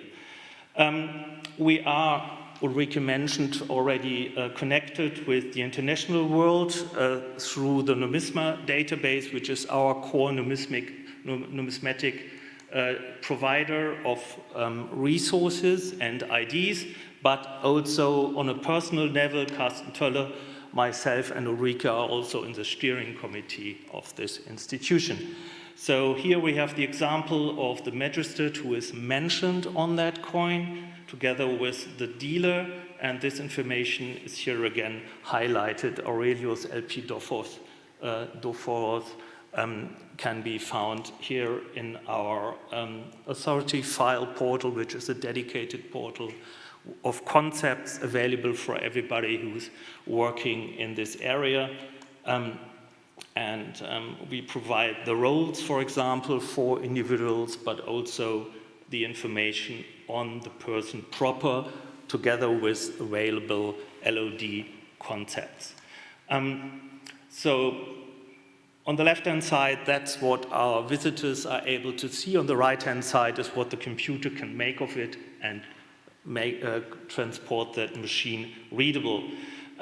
This is an old screenshot from the CIDOC reference model and ECOM, but it highlights a very important point, that is, the museums are keepers of objects. They shall provide identifications, IDs, digital IDs for their objects, and the true scale of it actually is the museum shall provide concepts which are needed to describe their objects in addition to just the permalink to an object. Lots of connotations are open from various perspectives, always grounding in the object proper, and we hope, as Ulrike already has described, to create a working tool that goes from the ground truths from the object down to or up to today's adoption and reception of ancient iconography. And with that, I say thank you.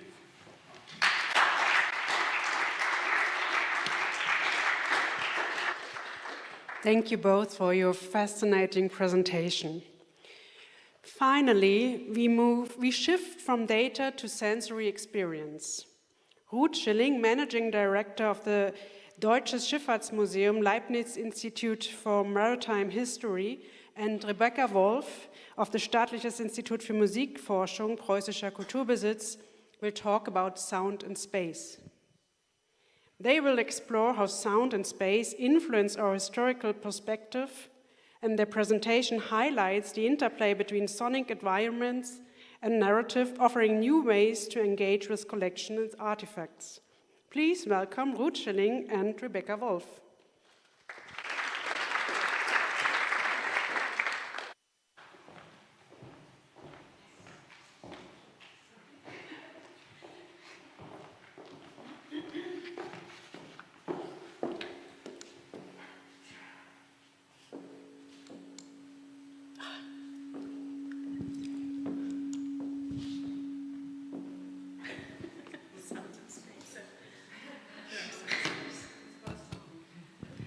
There may be too many microphones, I don't know. Many thanks, Katharina, for the introduction. Where should I stand that we don't have a reverberation? Okay. Dear presidents, many thanks for the invitation. Thanks to all organizers. Thanks to BKM to share with us this time and space for reflection in this time of transition. Yeah, it's a great pleasure to bring now the sphere of music and sound into our discussions, and it's great to do this with a tandem partner. Ruth Schilling, you know her now. She's director from Bremerhaven, from the museum, German Maritime Museum, Leibniz Institute for Maritime History. And not a surprise, she is historian. And has an extensive experience in museum work. We both are from the humanities, and we both have worked in museums with a focus on the history of technology, so far to our common experience. But we are coming from two different disciplines and meet in the interest in sounding and music objects and the question how they can help us to communicate with a wide audience. Thank you very much. I'm a bit nervous about the sound I'll make by shifting myself around here. Before I say something about this unusual cooperation and the context of it, I also wanted to express my thanks for having the possibility to be here with you and share our experiences, our research possibilities, perhaps, which opens up. But also thank you, Mrs. Ackermann and Mr. Parzinger, for having the possibility to integrate us as a Leibniz Museum here. And I also want to thank you all for staying here for the last talk or the last presentation before we get into the final wrap-up of the conference. So, how is it that we met and how did this cooperation start? Within the Leibniz Research Alliance Value of the Past, several different disciplines and institutes discuss how stories of the past are relevant and get value for the society around us. Together with the Deutsche Museum, I had the pleasure and honor to lead a lab focusing on the material and medial interplay of artifacts. So the key question was how materiality and mediality influence the way we perceive, we value, we imagine perhaps also the past. And within this lab, very soon a discussion of senses evolved. How are senses integrated into this interplay? And we then focused on acoustics and sounds. And I was very fortunate that we could win you as a musicologist, but also as a head of a Staatliche Institut für Musikforschung, I rehearsed it, as a cooperation partner. What did we want to explore? We wanted really to explore how sounds is possible to use as a research horizon for the audience, and therefore we undertook a first workshop here in Berlin, which you facilitated, getting into contact historians, musicologists, museum curators, but as well empirical psychologists who investigate the effect sound, space, and other modes of perceptions have on the audience.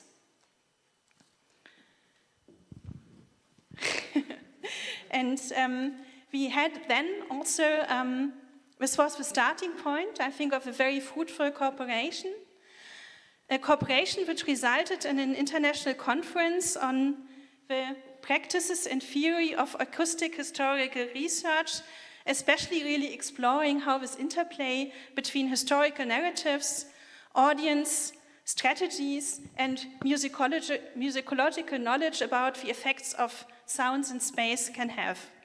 This was a starting point, and we can't present here huge databases where you can search for sounds, but we can start to ask how sound as one aspect of sensory knowledge can perhaps be integrated in further avenues concerning databases and collection research management. And with this, I would like to hand over to you and look a bit on the two institutions involved here. Yeah, thank you. Yeah, in the SIM we are working on many dimensions of music, on performance practice, on organology, on perception of space, history of the senses and acoustics.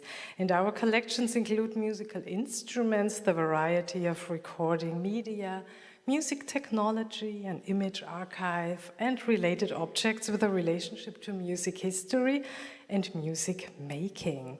Ruth and me, we both have discussed about the use of the terms sound and music. When do they meet? When are they different? About the opportunities how sounding aspects in many objects in collection can develop further levels of content and context. How can we use them for exhibitions, for the digital presentation of our artifacts, and the collaboration with the Leibniz Research Lab on Materiality and Mediality is a productive platform for us. It is an open process. You can also join if you like. Perhaps we go back one slide. Sorry for that, because we skipped the question of how maritime issues come into play here. I think that sound can be a meta question relevant for all types of collections. Let us explore with one sentence or two sentences why it is very relevant for a maritime museum. You look here at a wooden wreck of a ship from the 14th century. Ships and all questions around it are used for moving around in a very non-human friendly environment. Within this context, sound is crucial. So you can observe the sea, you can observe the weather, and you need to have to involve all senses. So this says a lot about the relationship between environment and the use of these artifacts, but it is also crucial in order to understand how social practices evolve on board of these artifacts, because sound is also a good way, one of the only ways sometimes, to establish social orders. So this is one example how sound can be relevant for historical contexts. And this happens, and this was a very happy coincidence, in both houses in very similar settings. Please, Rebecca, lead us into the settings. Yeah, thanks. Maybe you also saw at the last slide the similarities of maritime topics and also our house, but also the architecture shows similarities. We both are working in houses. They look a bit like ships, and we both are responsible, to say it in a more picturesque way, we are responsible for two ships at anchor. Both were developed by Hans Scharoun, who was born in Bremerhaven and who studied here in Berlin architecture. He gifted us with two extraordinary buildings with many challenges and many opportunities. The German Maritime Museum was finished in 1972, the SIM many years later in 1985.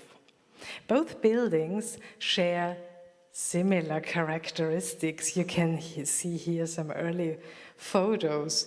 These are open spaces, spaces which invite for communication. You can see you have always different perspectives wherever you are standing.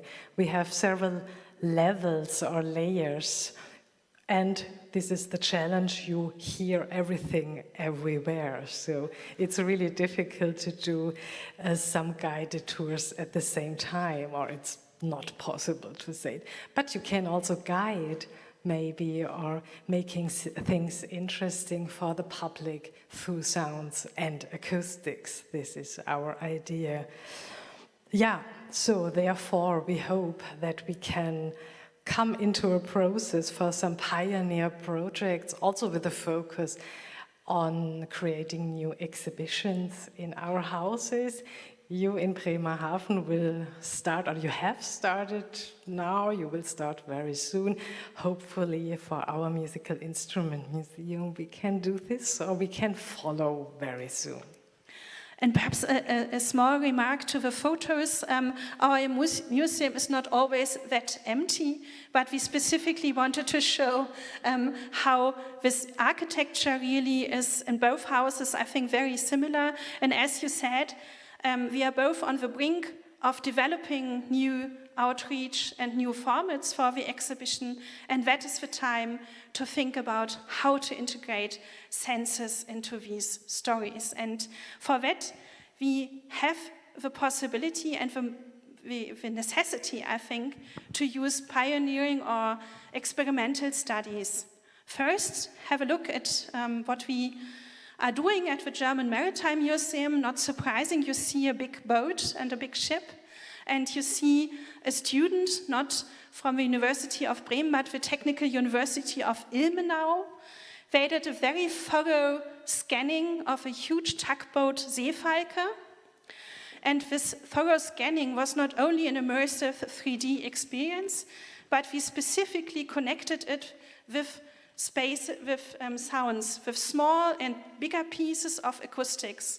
What we wanted to find out is how this immersive experience then of spatial cognition, both with the eyes and the ears, works together with small bits and pieces of information on the tugboat.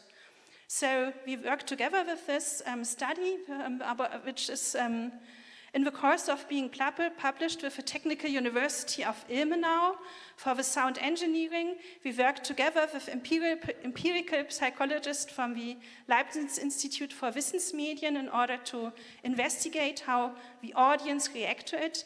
And we, of course, as the historical museum, delivered the narratives and the bits and pieces of information we wanted to convey. To put it in a nutshell, the result is not very surprising, but it is surprising in detail, because even very small uses of very day-to-day noises, it could be a Lichtschalter, a light switching thing, or it could be the sound of paper, raises the attentiveness of a listener in a very remarkable way, and therefore the stories we told are also affecting them more emotionally. So this is the first result. We will explore it even further, also with the help of musicology, in order to see how even more abstract stories can be connected to these artifacts, and also how we can use this type of spatial cognition in order to explore our objects in the collection even deeper. So we started from a huge object and came to the sound. You do it the other way around. You have music as something immaterial, and you come then to the question of how to materialize that in exhibition and collection research. Yeah, thank you. Here comes the second example. Last Sunday was the International Museums Day, and we used this day to present the first results or initial results of our research project, Sensibility. It's a project on music-related knowledge transfer funded by BKM. We have several collaboration partners. One of the most important, I see here my colleague Patricia Rahemipour and her colleagues from the Institute for Museum Research. They are responsible for the visitors' surveys. This project, supports also our SIMS process of strategy, where we are developing more research topics from the collection objects themselves. And as a second aim, we would like to strengthen knowledge transfer of music. And during the last year of the Sensibility Project, we worked with several focus groups to identify their wishes, their ideas going forward together with us also. These focus groups were young adults, people from neighbor disciplines, and we also worked together with musicians for electronic instruments. And after all these discussions and workshops, we developed 2 interactive stations we presented last Sunday. One station you can see here on the right, it's to the Wurlitzer theater organ, our most powerful sounding and probably multi-layered instrument in the collection. We have a lot of information about it, but we didn't present it as complex as now or in such a variety. Now we are offering the information in different languages, also light language, in Braille printing. We created a video with sign language and several further videos and images. As the organ is being played nearly daily, this helps really to offer more information on this central object. And the second station you can see here on the left is a reprogrammed, unique hands-on, the so-called Xenax. And here we work together with colleagues from the Technical University in Berlin, from the Audiokommunikation, who developed an audio-visual experience now on the basis of granular synthesis. We have pre-programmed background sound, and people can create their own sound and can see it also. It's on the basis of samples by a clavichord we did before. And in the next step, people will play together on this hands-on, or maybe it's getting a musical instrument now. They can listen and they can see what the others are doing. They can interact, and it's a good starting point to come into communication, to come to producing sound and music. And then the next step is to ask more questions, getting more information. So it's a previous version, but luckily many people stayed there. They stayed for a long time, played a lot, and they came in contact. Our wish was, filled completely. The third image I brought to you is in the middle. It's a glass harmonica. On this instrument we have for a long time a station in the house from a project with blind people, which is a bit far away, and we learned that it's not so easy to come in contact with this station. So we tried to bring this closer to the public, also with a concert on this instrument. It was a wonderful opportunity to to have really a concert, to make more aware the station. This is also a way we can go further. So offering content, combining it with a concert and with hands-on and inclusive formats, this is the way I think we can go forward. And the final remarks now by Ruth. Thank you for this deep insight into your fieldwork just right now. I think we both try to show, hopefully, how sound can enrich the object-based knowledge, and also how these enrichment can lead to opening the objects to audiences which might have otherwise not have an easy access to these objects. So it is without saying that it's getting the museums, the collections more inclusive, more multi-generational, etc.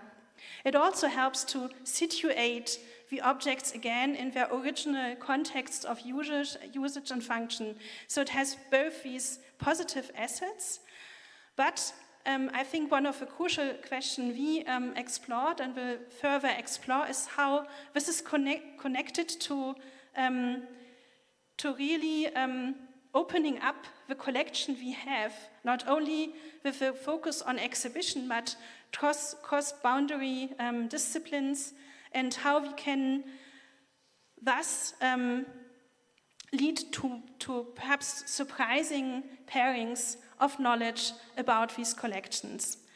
So we are looking forward to hopefully very interesting future with respect to sound and space, and we are looking forward to your remarks, and we are looking forward very much to the discussion. Thank you very much.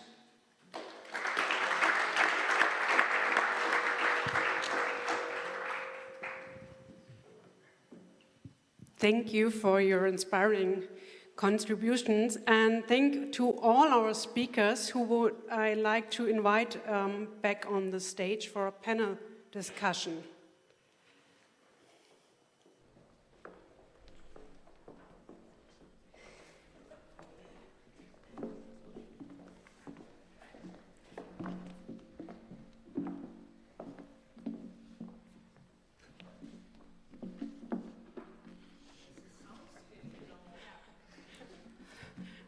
Okay, now I'll start with a few questions for our speakers, and then we will open to you, the audience. As we've seen, today's presentation offered us three distinct yet complementary perspectives: a scientific and data-driven approach from the Staatsbibliothek, a collections-focused view from the Münzkabinett, and a perspective centered on collaboration and public engagement from the German Maritime Museum and the Staatliches Institut für Musikforschung. I would like to ask all of you, how do you think the use of AI, as demonstrated in your projects, is reshaping or will reshape the way we approach collections in the future? I know it's a big question, but I think it's a starting point. Yeah, Achim Bunte. Yes, a big question for a long answer, but I think collections will definitely be changed, and also so will the institutions themselves. We need to change and to transform our institutions. We all have big traditional backpacks, and tradition is fundamental and very important for the development of our institutions, but we have to make our choices. What is of the tradition is good and useful for keeping on track and gaining the nearer future, and what is the part of tradition we have to think about. If you think of the traditional parts of working together, the do's and don'ts of cooperation, communication, we've seen that in the panel as well. And I think we should think about all of these cultural things, and think about purpose. What's our purpose? What's useful in the near future, and what we should replace by awareness for the whole new stuff we've seen in the panel. Mm-hmm. Yes. So we didn't talk much about artificial intelligence, but of course, introducing new aspects of object-related knowledge is a very relevant topic to connect it to artificial intelligence. And one of the questions I always ask myself is about the potentials and risks towards the public perception of these solutions. I mean, we see bigger exhibition projects now dealing with AI. We have a lot of possibilities of creating podcasts and so forth, but I think in a positive sense, perhaps being at the forefront of using AI for collection development could really perhaps make us, please excuse myself, make us cool, yeah? be on the forefront. And I think we need to do this, because otherwise we open it for a lot of misunderstanding, misuse, and malrepresentations. And therefore I think, yeah, it should be on the forefront of strategical considerations. Mm-hmm. Yes. Yes, thank you. So, and for us, it's crucial for the research if you have millions of objects. So we are really happy about these new developments. But I would underline how important it is, as you said, to publish the ground truth. It's such a big amount of work, but that I think we are responsible for, and to publish it that the others can have a use of it too. So these to make really quality data. That's the thing. The AI doesn't help, so we should do it.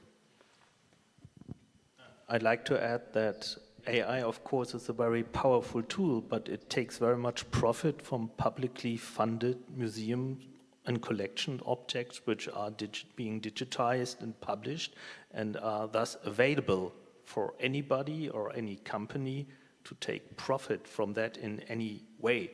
And one experience we now have, at least with our colleagues in the US, is that lots of the data portals where we are sending our data to are actually down very often because huge companies now are data crawling very much more aggressively than they did a few years ago. Maybe yes. I can just add to what you said. I think that the big chance of AI, of course, is that we can process much bigger amounts of data than we could ever before, because, of course, if you transcribe manually, you can make maybe, I don't know, 1 page in half an hour or something. And if we train models, of course, we can produce much more data, and we can make it accessible maybe for persons who cannot read historical scripts. This is a big chance, but I think also that we as cultural heritage institutions, we also have a responsibility for the data, and we also have persons working here, or we have connections with researchers who can make this quality control and who can produce high quality data. And I think it's always a connection between producing big amounts of data, but also assuring quality standards. And I think that's a point where we as institutions have a responsibility also, and maybe which is not always fulfilled by big companies, actually. But how can we contribute to this responsibility? What is it we should do? Well, for example, as part of our Menschenmaschine Kultur funded project by BKM, we've initiated a European working group to establish standards, international standards for documenting transparently the quality and other aspects or biases in the data that we provide for AI, for example. So we know we digitize and make available historical documents, cultural objects that need to be looked at in their contexts. If you look at the practice in the machine learning, I prefer machine learning as a term rather than AI because I think it's misleading. Community, there are no such quality standards. There is no involvement of research communities or expert curators. And as we also have heard from the panel, this is where we have strong assets, where we have expertise, where we have long-standing collaborations. So I think these are exactly these aspects where we as a whole cultural heritage sector can contribute to better AI, more fair AI, by raising the standards of documenting and making transparent the use of AI and the data used in it. Yeah, thank you. That's a really good point. Now I would you like to add something? You ask all of us. Just one brief sentence.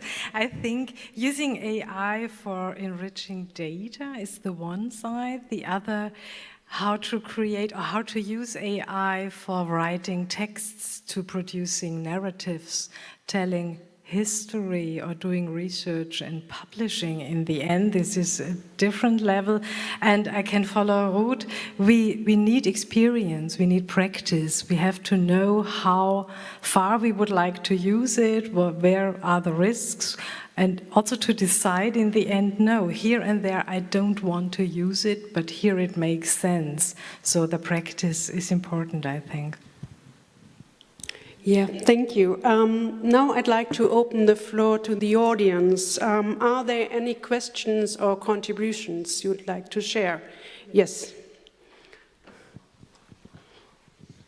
So first of all, thank you very much for this great presentation. it came to my mind 3 questions that are related to short questions, Rebecca, don't worry, that are related to the rationale of the symposium.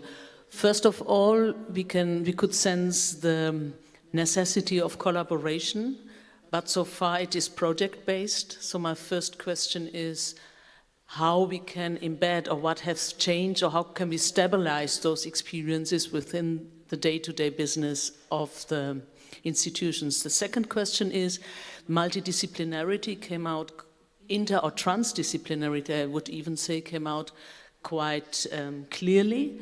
At the same time, AI is a new world and very technical, so my question would be, what new capabilities do we need?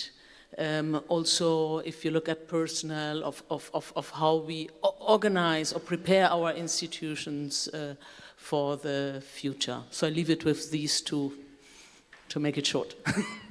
Okay, who would like to answer? Yes. Okay. Yes, my mic. Okay, I just wanted to say something about the one point about how to survive, or how to keep these unusual forms of cooperation in the day-to-day business. And I think, yes, that is the major question.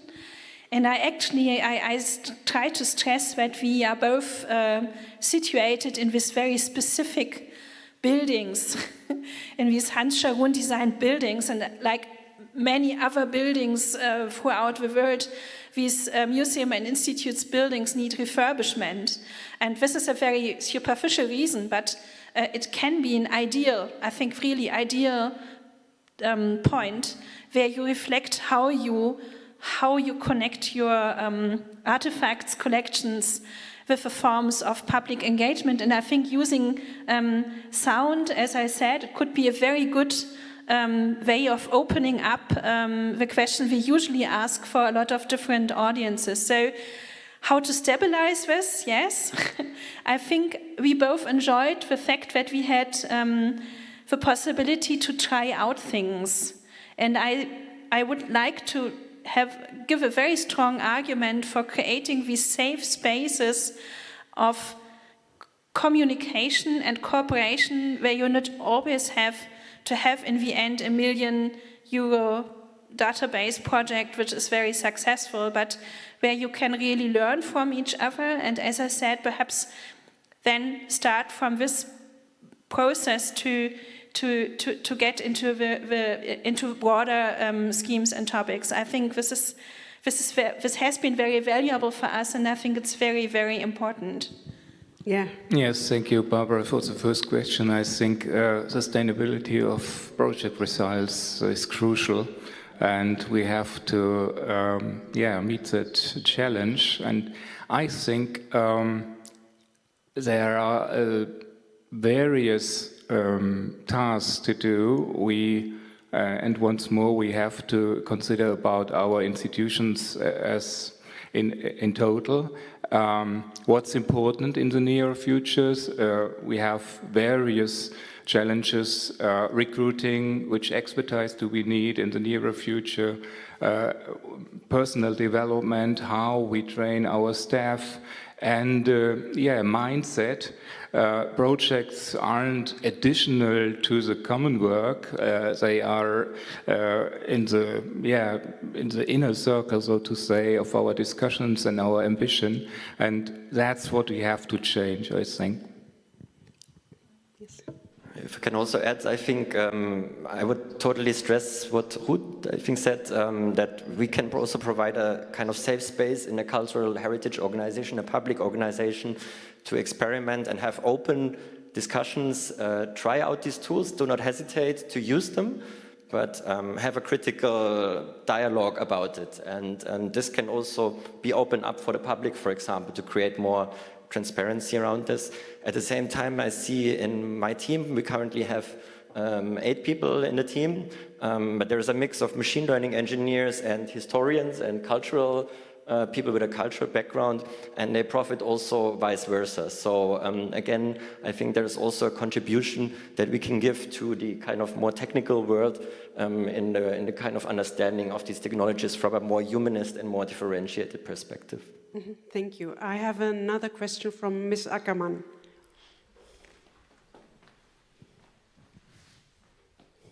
Thank you so much. So I can also support what you said with the experimental approach that is so important. But my question is a very basic question because the reality is that we still have only digitalized a small part of our collections and that we have to speed up. So some colleagues from SPK told me, so we would need 300 years when we would continue with the resources we at the moment invest. And so my question is, could AI us also support in this? Because we know our common goal is to have these global accessibility on a higher level, and that AI makes us faster, it gives us the tool to translate it in so many languages, so it's so useful for this accessibility, that how can we solve the problem? Because I think you need the researchers first who have to think about, even if you do it quick and dirty, the digitalization, but how can we solve it? Because 300 years, that's quite long. Quite a long time, yeah. Who would like to answer? But one idea is obviously collaboration, so pooling resources, not doing, for example, double digitization, using the networks that we have to kind of, pool our resources wherever we can, even also within the SPK, even more maybe. The question of scalability is, of course, a very challenging one. Yeah, and as you said, how we are dealing with mistakes and how we are willing to participation, embracing our communities, makes them to workers on the same field, so to say. I think we should open our mind and we should speed up while we accept quick and dirty. That's so, it sounds so ugly, but I think we get better and better if we are processing our data more and more, and so we are avoiding mistakes, but we are speed up the whole digitization, I think. Okay. Would you like to add something? Yes. Yeah, for the coin cabinet, I guess it's about 130 years only. But if we calculate like 1 hour per object, digitization is a very powerful tool, but it only helps once it's done. So if we have the object and the information on the object somewhere else, we still need the bright mind that puts all the various analog pieces of information together, processed it into a database, and then the miracle works. So the crucial step is actually not digitization, but the step before that. And that just takes time. AI, digitization, positively will help. It will shorten the period of time, but let's say for the cabinet, maybe it's only 70 years. But it would mean at least 50% faster.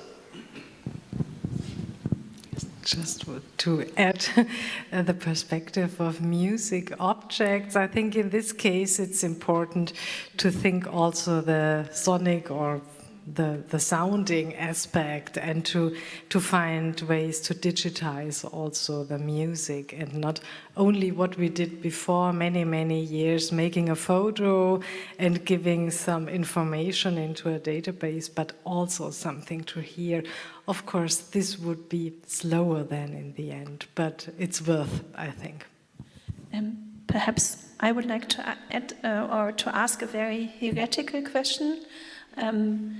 Hearing all these 130 years, 70 years, I don't know, 200 years, I always ask myself, isn't that an illusion? Will we ever be finished with digitization, or shouldn't we understand it as a always accompanying process?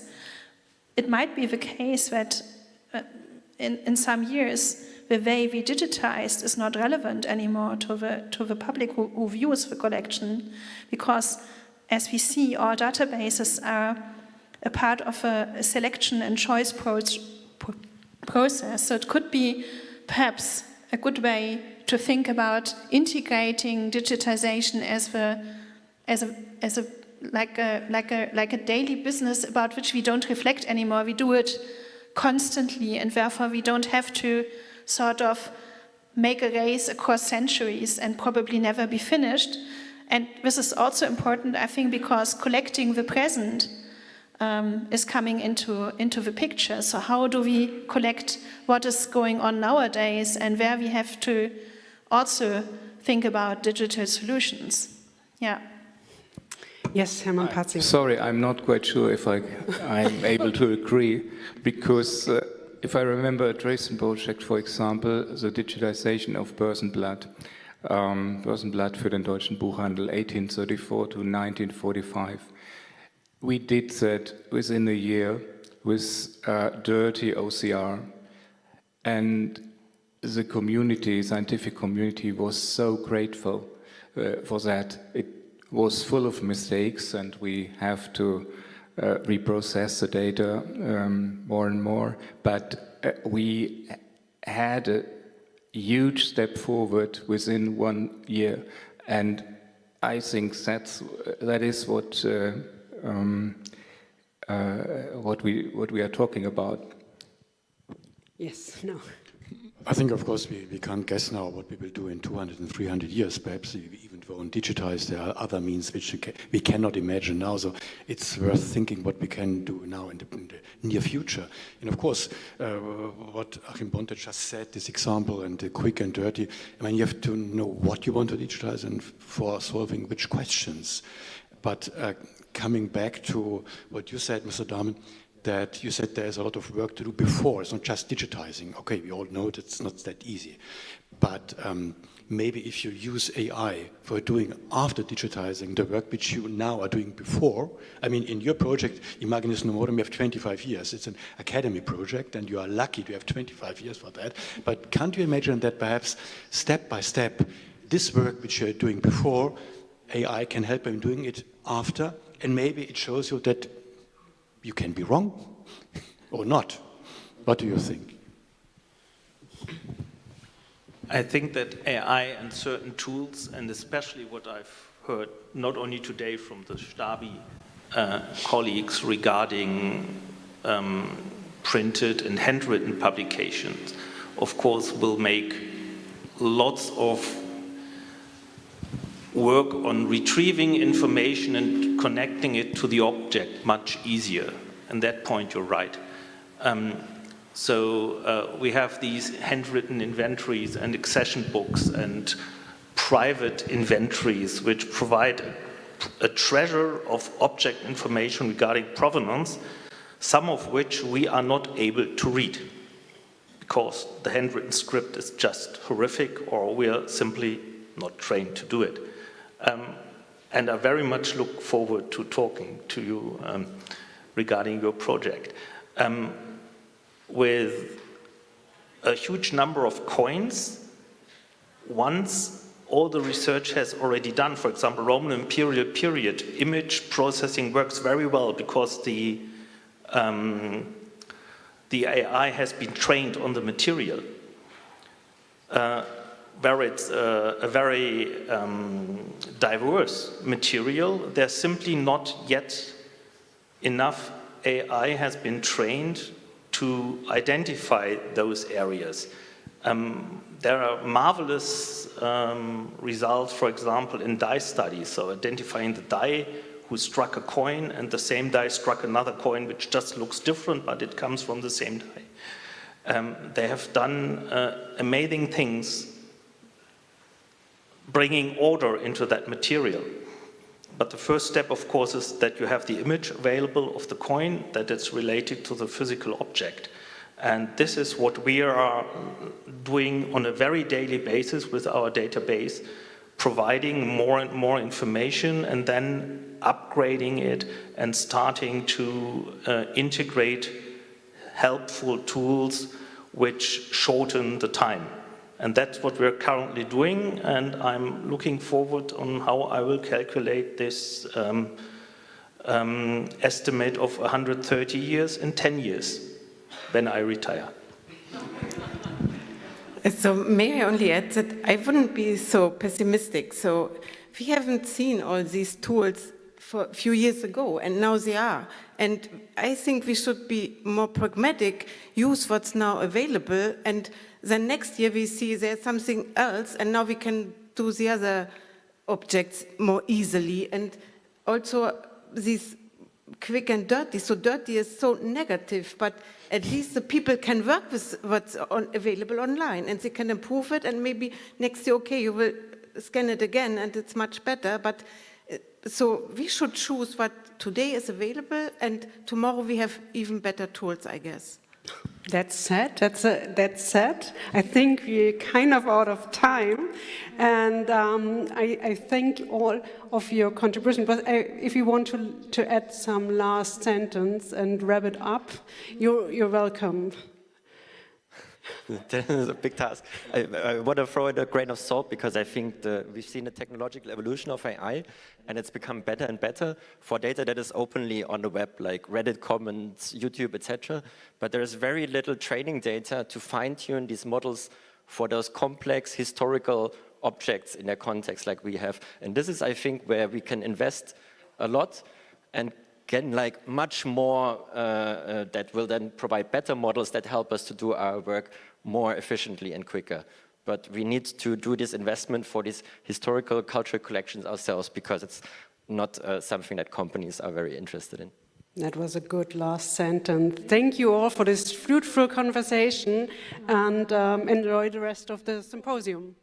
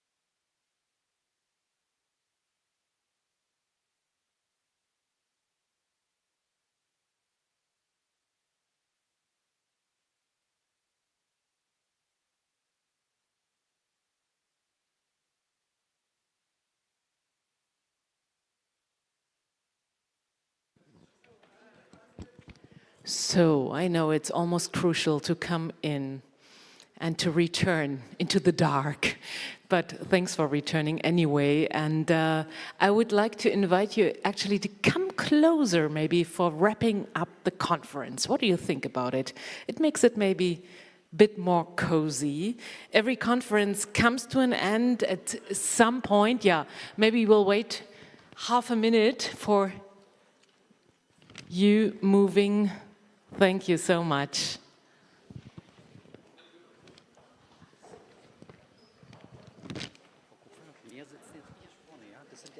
Gute Frage. Wir sind 1, 2, 3, 4, 5. Okay, gut, dann passt es. Thank you for your understanding. Okay.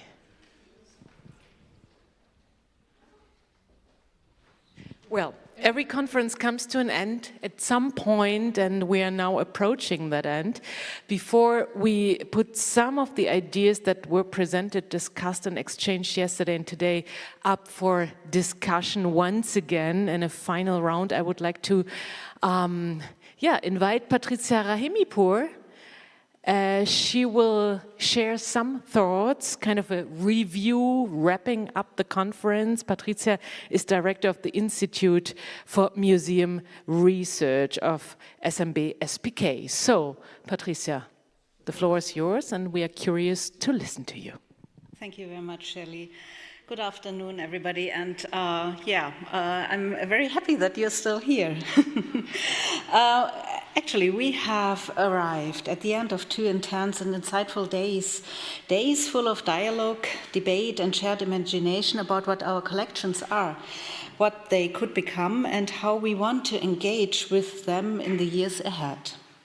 I was asked to provide a concluding reflection on this conference, thus I will not attempt to summarize everything that would be impossible. Instead, I would like to draw out a few key threads that emerged across the sessions. These threads connect to broader tensions and transformations that are reshaping the very concept of the future of collections from my point of view. First of all, redefining the core. What is a collection? A first recurring theme was a fundamental question. What makes a collection? What defines its value, its integrity, its future relevance? We heard arguments that collections are no longer to be seen simply as stocks of objects, but rather as relational configurations, dynamic, performative, and deeply entangled with contexts of origin, migration, classification, and use.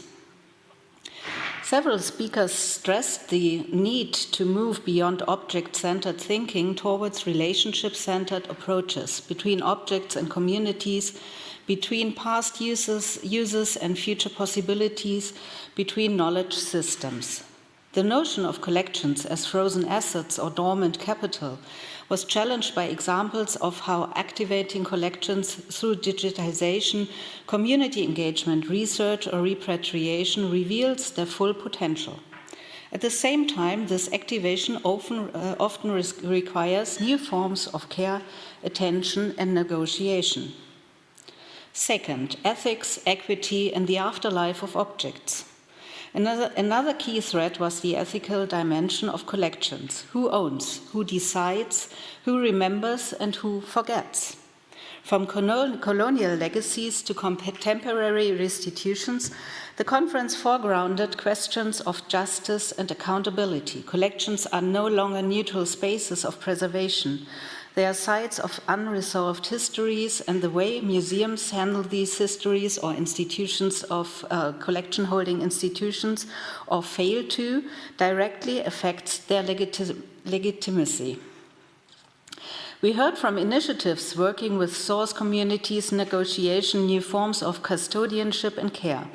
Some contributions raised concerns about emptying museums through restitution, while others emphasized that such processes are not about subtraction, but about transformation and new forms of partnership. Crucially, care was reframed, not as technical conservation alone, but as moral practice. Caring for collection includes caring for the people, knowledge, and responsibilities that come with them. Third, digital futures, hybrid realities. The digital dimension cut across many discussions, but we have clearly moved beyond the initial hype of digital transformation. Instead, we are now in the midst of complex hybrid realities where physical and digital collections are interwoven, often and fragmented, sometimes in contradictory ways. Several speakers called for more sustainable and intentional digitization strategies, I don't like this word, stressing the long-term implications of digital infrastructure, metadata standards, and AI-assisted tools. Others explored how digital tools might help decenter Eurocentric epistemologies and open new interpretive spaces, especially when co-designed with marginalized communities. At the same time, caution was voiced. Digitization can replicate the hierarchies and exclusions of analog systems if not critically examined. Questions of who gets the code to code the future are just as important as who gets to write the past. Institutions in transition. Museums and collection holding institutions are in transition. The conference made it clear that we are in a moment of institutional reorientation and contestation. Some institutions are rethinking their acquisition policies and slowing down collecting altogether or not collect at all. Others are shifting their attention towards decollection, reuse, and the care of existing holdings and of shared holdings. The notion of future readiness came up repeatedly, not as fixed goal, but as a mindset, embracing uncertainty, acknowledging complexity, and being willing to unlearn. We heard inspiring example of museums becoming more porous, opening up their collection work to community input, activist critique, and academic research. But we also heard of the tensions this produces between tradition and change, between legal obligations and moral imperatives. From possession to stewardship. So, what does this all mean for the future of collections? Perhaps one of the most resonant ideas across the conference was a shift in vocabulary, from ownership to stewardship, from inventory to ecology, from objects to relationships or networks, from preserving the past to making possible futures. Collections are not just about the past, they are instruments of possibilities, and if we treat them as such, we also recognize our responsibility to curate not only objects, but values, narratives, and futures. The future of collections will not be defined solely by curators, directors, or digital experts, but by a wider set of actors, from community activists, climate activists, from database engineers to traditional knowledge keepers. And we already started working with all these crucial questions. In the forum, we already started working also, which I'm not including in the whole mindset I try to recapitalize at the moment, but I think we keep up working with the emerging questions that we all already tangled today. So the future is already emergent, not uniformly, but not without friction, but with remarkable energy and imagination. And several themes resonated also across the panels. Long-term partnerships are important, more transformative than temporary projects. Recontextualization must include the perspectives of the once silenced descendants, local communities, and other knowledge holders. Collections shape society as much as they reflect it. The museum or the collection holding institution is not a neutral container, it's a participant in social change. Collaboration is not a trend, but a necessary foundation for a resilient institution. And finally, trust is the capital of the museums, but it must be earned again and again and again through openness, responsibility, and shared authorship. Thank you. Thank you, Patricia, for your thoughts. And you're mostly invited after this last session to take a picture of some of the main questions you raised and worked on today. So I may invite now the last panel, Marion Ackermann and Hermann Parzinger, again, and Sabyasachi Mukherjee and Joanna Goman. Please welcome here on stage for a last round and some issues. Wherever you want to, just take a seat.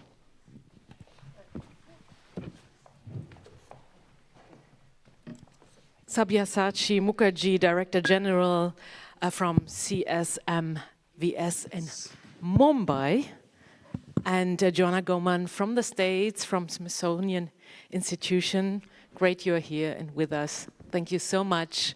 And I would actually start with you both as our guests, and would ask you, Joanna, what questions or challenges do you have or have taken actually with you after those 2 days in terms of the future of collections? Sure. So narrowing it down to just a few is difficult, of course.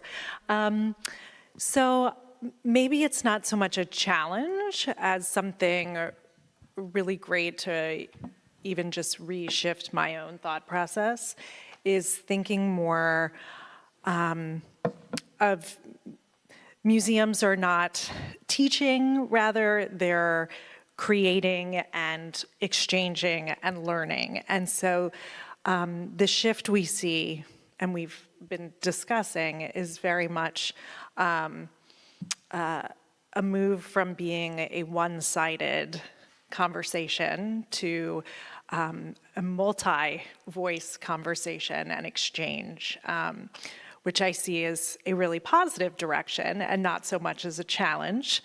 But it is definitely a challenge in terms of shifting the mindset of the broader community, as that isn't traditionally what museums have historically been. That's true. Patricia just mentioned the collections as instruments of possibilities. Mr. Mukherjee, what do you think? What kind of challenges or questions do you have in terms of the future of collections? See, I have a different perspective altogether. When I stand in my museum and look around, I feel, not a single object was made for the museum.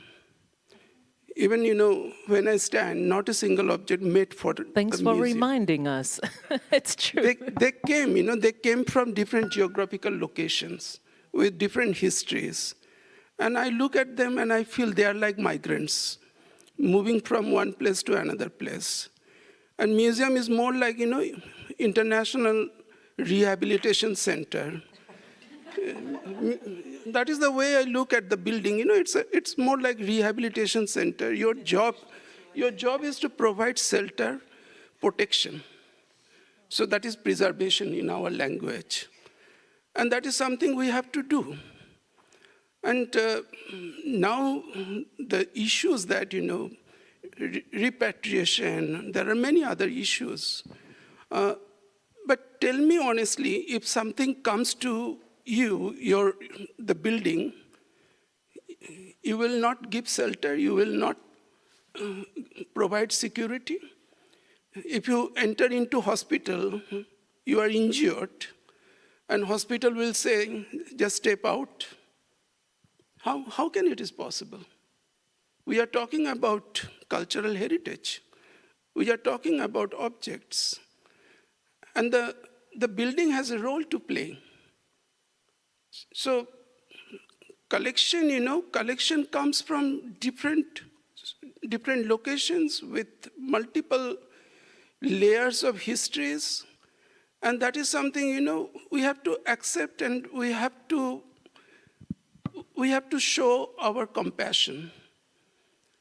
And the future of the collection, only thing I can say that looking at the awareness in different geographical locations, the future is bright. People started talking about collection. people started questioning the collection, and the collection from, like, when I see Indian collection in your museum, I feel Little India in Berlin. And for your information, there are quite a few collections from Germany in my museum, and I look at them and I feel, Little Germany in Mumbai. So they are our ambassadors. They are our ambassadors in different countries. So they're quite understanding. Objects are quite understanding. We are not understanding. So if there is no misunderstanding, miscommunication, conflict, contradiction, then the future is good. That's good news. The future's bright, Hermann Parzinger. So you can go to pension, everything will be even better. No, but what do you take from those 2 days with you actually? How do you look back on your time in office after this symposium? Well, first of all, to your first comment, retirement gives the chance to watch and to listen what's happening. No, of course, these 2 days have been fully packed with very interesting conferences, ideas, and so on. But there was one sentence which was for me crucial for the whole symposium, and this was the headline of an Indian newspaper. It was in one of your slides. I saw it. I don't know which newspaper. It was "History remains relevant when sharing." I think this is the base of all what we are doing. Sharing digital data, building networks, collaboration, and so on and so on. This is important. And another sentence which was as important from Stefan Weber in his lecture today in the morning, think globally and act globally. And I think these both things are, I think that museums and in general cultural institutions, we are in a process of learning and changing ourselves. So the basic idea before the Universal Museum and so on, we understood, we know what it means, and we mean it in another way, in a better way, in a more inclusive way, but nevertheless it doesn't work anymore. So I think, at least with our huge collection, with an obligation as well, not only to have nice museums and nice exhibition, but it's also an obligation to work with the collection. And I think we are fostering this change, this transformation of our institutions. I still don't know where it ends up, but we saw so many new initiatives and ideas, what we have to change, where we have to go, creative new knowledge, integrating indigenous knowledge, and so on and so on. And also the sentence was the first lecture on the Samis, so don't tell us who we are. I mean, we know where we are. And I remember a sentence from George Abungo, a colleague from Nairobi. He was in the advisory board of the Humboldt when I was one of the 3 artistic directors of the Humboldt Forum years ago. He said, if you talk about us without us, you are against us. And I think this shows where we are going. There are many ways, and we have been offered many options to follow that way. And this have to be, we have to go straight forward, have to go on. And this also, just talking about restitutions, I mean, my God, 10 years ago, what a bashing of the museums. Now it completely changed, because we changed. And this is important, and especially of course, I almost come back, maybe it's a professional deformation due to the Humboldt Forum, but, and of course, many of my examples are relying to the Ethnological Museum, Museum of Asian Art, but we really, through restitution, especially more important than that, collaboration work, the Collaborative Museum, which the colleagues in Dahlem are doing, and so on, and so many other examples, we really create a new relation to the Global South, the so-called Global South, which is not so easy to define. But I think there are so many ways which I'm very curious reading and seeing where all these will develop. But I think we are on a good track, and we are in the middle of the beginning of a profound transformation. Well, so let's ask Marion Ackermann.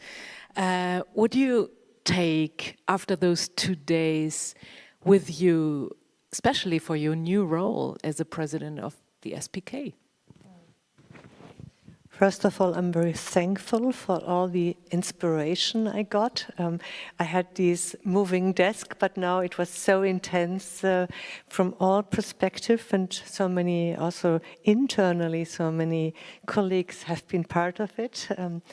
And so we have this beautiful vision for the SPK, which I really like. So it is about connecting people, spaces, and time. And this vision is perfect for what we are doing, what the next chapters will be. And I think I can add to Hermann Parzinger's beautiful vision, or what you said, the future is very positive, that we had. So restitution has been so important for us the last years. But now it is about what is beyond restitution, what is coming after. And there was this nice sentence in the context of this Sami culture of rematriation. First comes repatriation, and then comes rematriation. I really liked it. This could be one path, one possibility. Then, of course, when you think of the Benin Bronxes and Nigeria, the museum will be opening from November on. So it will now so important that we define a very good way of collaboration with the colleagues from there. And so there, in many aspects now, I have the feeling some new chapters begin. But looking at the SPK, I would say, you are so advanced. So much happened here already in the last years, and so many also experimental approaches, such an openness I've never seen and experienced. So I'm looking forward that we could start together in these new chapters, and also these what Sabayashi Mukherjee said. Changing the perspectives. The audiences have to change. You have to change the perspective. Audiences have to look at the works because many people can't travel. Changing the perspectives inside the institutions. That will be important also to learn from these countries who have been colonized, what their perspectives is. And we have been aware of that, but we didn't really include it in our work. So this will be important for the next years to very precisely now to reflect our tools and our methods, how we are going on. Thank you so far. Any aspects you want to discuss or any questions you have at this point? Everybody is tired, obviously. Patricia, microphone is coming. I don't have a question or a remark. I just forgot something. I forgot to thank my colleague, Franziska Ratajczak, who did the summary together with me. So that was not very polite to forget that, and I wanted to add it now. You're absolutely right. Thank you, thank you, thank you. So what about your expectations? I want just to ask our guests. Joanna Gorman, what are your expectations towards an institution like the SPK located in Germany?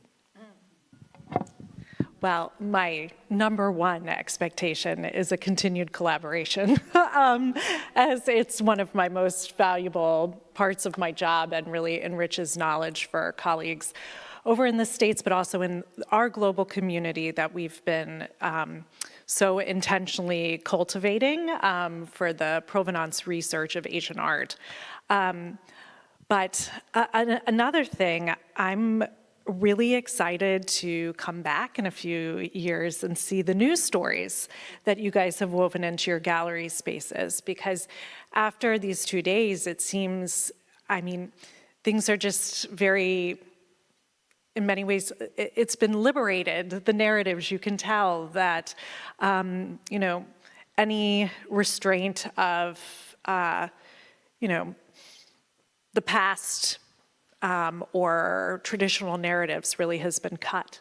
And so it's exciting to think about the new potentials for interpretation and sharing those stories of restitution even in the galleries, and sharing the new knowledge you've gained about objects in your collection through working with source communities. And it just seems like the opportunities are truly endless.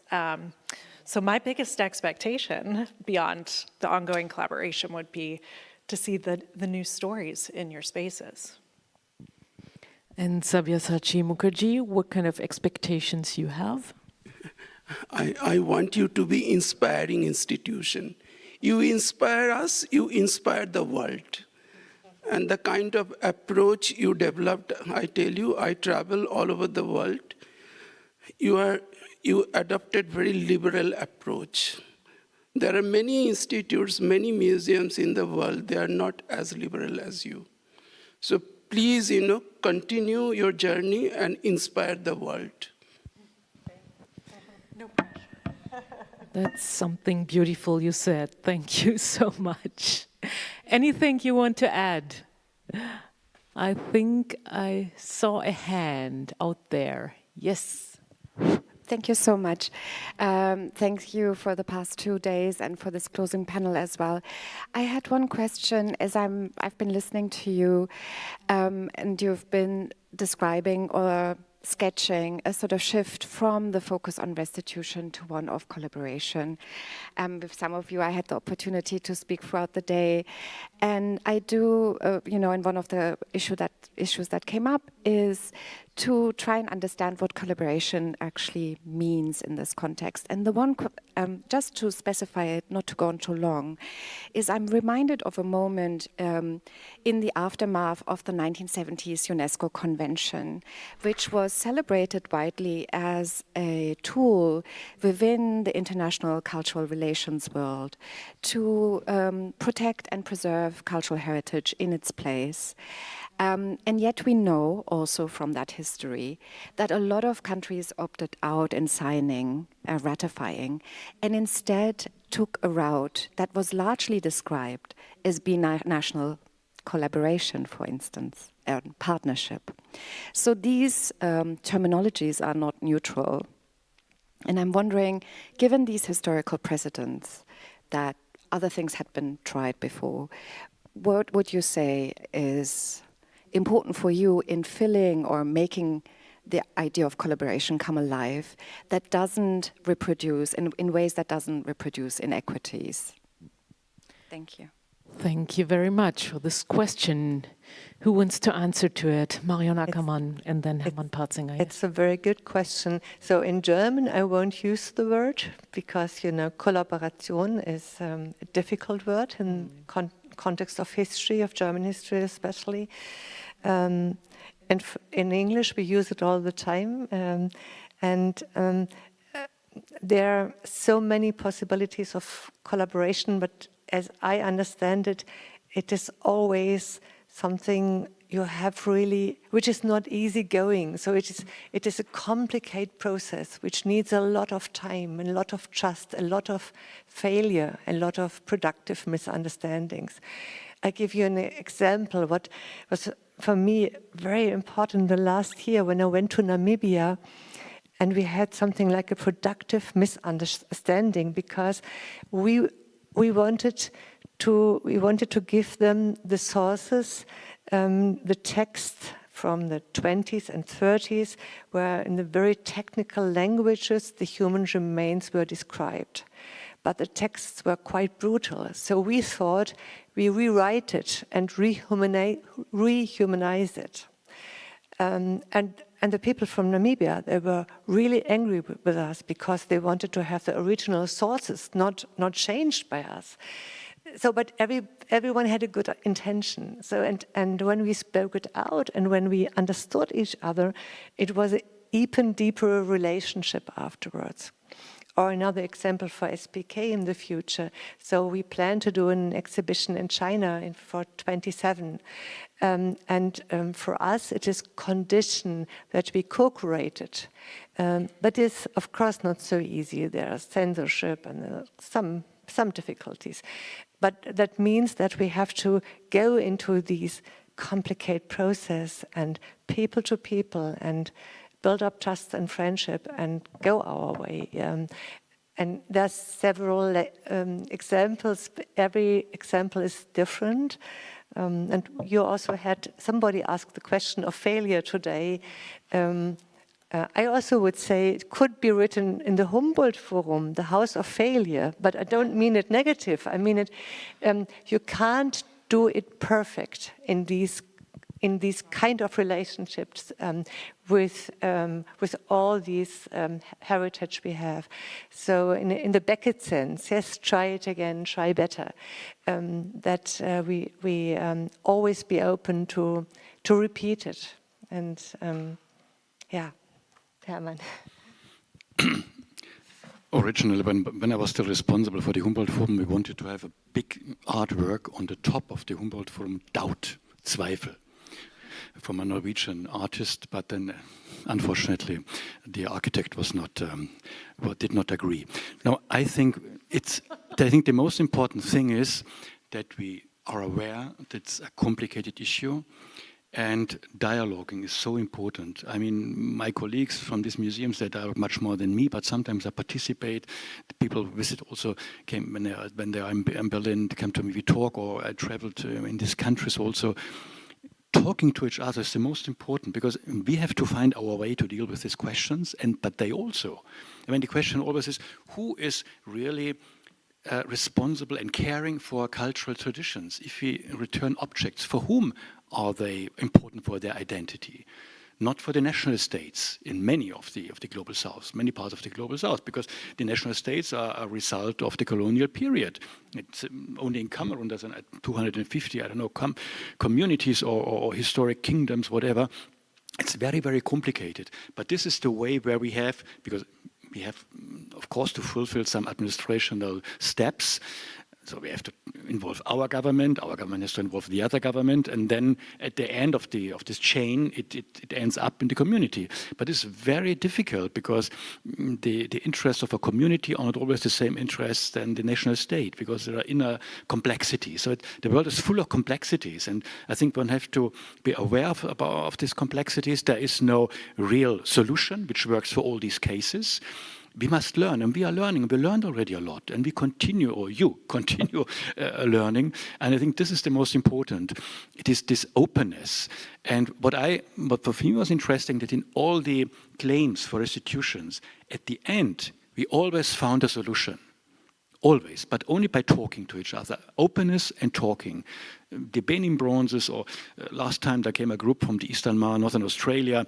They wrote a letter. Yeah, we know that you have, I don't know how many objects from our region, so we want to have them back. And we wrote, well, of course, there is no looting, nothing, no illegal context. It's not so easy for us. And the argument was, yes, because but it's ours, it comes from our country, so we have to give it back. Then they came, they saw the exhibition in the Humboldt Forum. Later we sat at a table, we talked, and they understood that these objects are also, they became important for us as well. And at the end I asked them, do you really want that nothing from your community remains in Berlin? And no. And then now we are gradually deciding that a part of the object goes back and a part remains here. We cooperate intensively. So this is just an example. And we are really testing ways. And I think what's so important, not the UNESCO conventions only, but there's also this UN resolution for the rights of indigenous people from 2007 or 2009. The Koge mask we gave back, return, referring to this UNESCO convention. I think it's not only UNESCO convention there. Although this is a complexity. UNESCO is one thing, UN is another thing, but you have to have these things in mind and search solutions. Thank you. Something to want to add, Mr. Mukherjee? In India, we don't use collaboration. Collaboration to us, friendship. So we say friendship, on mutual understanding. On gracious give and take relationship. It cannot be one-sided. When you say that, collaboration and you are continuously doing something, then at one point you feel that you are doing charity. Collaboration is not charity. It's a trust, it's a friendship. So I think the best way to express friendship. Sounds good to me. Yeah, Joanna Goman. Yeah. Well, I had a follow-up question then for you, Dr. Parzinger. And for you as well. I'm wondering then how SPK will or does consider diaspora communities more locally. that's something that we talk about quite a bit at the Smithsonian in thinking through how we can serve those who are no longer in their country of origin, but come to us to find their cultural heritage and connect with it on several levels. And so I'm wondering, how are diaspora audiences factoring thank you. That's into another your... aspect, of course. No, this is here for the Berlin Museums very important. You heard tomorrow morning the lecture from Stefan Weber from the Museum of Islamic Art. They have huge works and cooperation and programs with groups, Germans of Turkic and Arabic origin, including them, because you cannot just wait for them that they are coming. You cannot just translate the labels in the museum into Turkish or Arabic. That's nonsense. They understand German. That's not the point. But you have to go and offer them. You have to offer something to make the museums attractive for these groups. And these are not the normal, we know that, the normal museum visitors. So there are many programs, and I'm really happy what my colleagues are doing in this sense. And of course, there are also, I know, from the Museum of Asian Art and from the Ethnological Museum, there are contacts also with communities from these parts of the world. There even was once, we had this Humboldt box for preparing the Humboldt Forum, and was under construction. There was once a small exhibition, which just were the appetizer for the future exhibition. And there was one of König Njoya from the Cameroon grassland. His throne, very important throne, is here in Berlin. And we have the phonogram archive, and it was recorded, it was beginning of the 20th century, even his voice and some objects. And my colleagues knew some people from this community which are living in Berlin. I included them in the preparation of this tiny exhibition. And they have been very touched, almost by tears, when they listened to the voice of this man, of this king of Bamun, which the grandfathers told about. So things like that happen. Of course, this always can expand it. And when I was visiting museums, either in the Pacific or in Canada, of course, they really, and you also worked, of the American Indians, the museum, you work together with the communities, with these First Nations, or you call them, but they are around. And even in Vancouver, when you go into the museum, you cannot just work with the collection if not there is someone from the community. So, but here it's more difficult, as we are thousands of kilometers away. So we have to find other ways. But of course, we are aware, including diasporas, of course, as always, there can be done more, but it's also a question of resources, but it's being done, this yes. I would say for all the people who had left their countries, we have a very special responsibility, and there are already many projects. So when I've been in the Ibero-Americanum Institute, for example, I learned about the people who in the political complicated situation in Argentina, there disappeared many people, and the children are looking for their parents, and they find a platform inside Germany, and especially in Berlin in the Institute, and there are then events where they make music and so, and it's only one example. There are many, and of course also in the wars we had in Europe, not only Ukrainian, also before Yugoslavia. It's all almost forgotten now, but we had so many situations already so near in our neighborhood where we had took this responsibility and tried to give them a new home in a way, and worked with them. Yeah. Another question here, or remark? Maybe not a question, but two comments. On the one hand, I think internationalization is not just adding cultures or nations or regions, it's just changing your mindset as a decentering exercise. That means that you have to take the perspective of the other in your day-to-day work. And in that sense, the fact that we are an immigration country, and that increasingly, and I'm very happy about that, many of our colleagues have multiple cultural, even citizens, we should take this as an advantage. At the same time, and a little bit reflecting on these very intensive days, I kept on thinking how to continue the dialogue, because we are a learning institution. We are in a transition moment. Patricia has summarized very well the main results. We are focusing on cooperation decentering, articulation, and we have to do this within the SBK, because the great asset of the SBK is the diversity. So we have a broad spectrum of collection holding institution, and there's a lot of experience there. So I think this format should become like a normal format, maybe not in this very complex manner, I'm looking at the organizers, but in the sense of pushing forward the experience, also in the sense of mistakes, incompleteness, so that we share those experiences. And I think this is one of the, at least in my experience, the greatest advantage of having the honor to work in this structure is that you can learn so much. So I think we should jointly also reflect a little bit of how we continue this in the future in order to transform the SBK. And a comment to the comment. One of the lectures it was said yesterday that we have to think about how the projects and the outcome of the projects can shape our inner structures to make these projects easier possible. I think this is something for the future which really has to be rethought.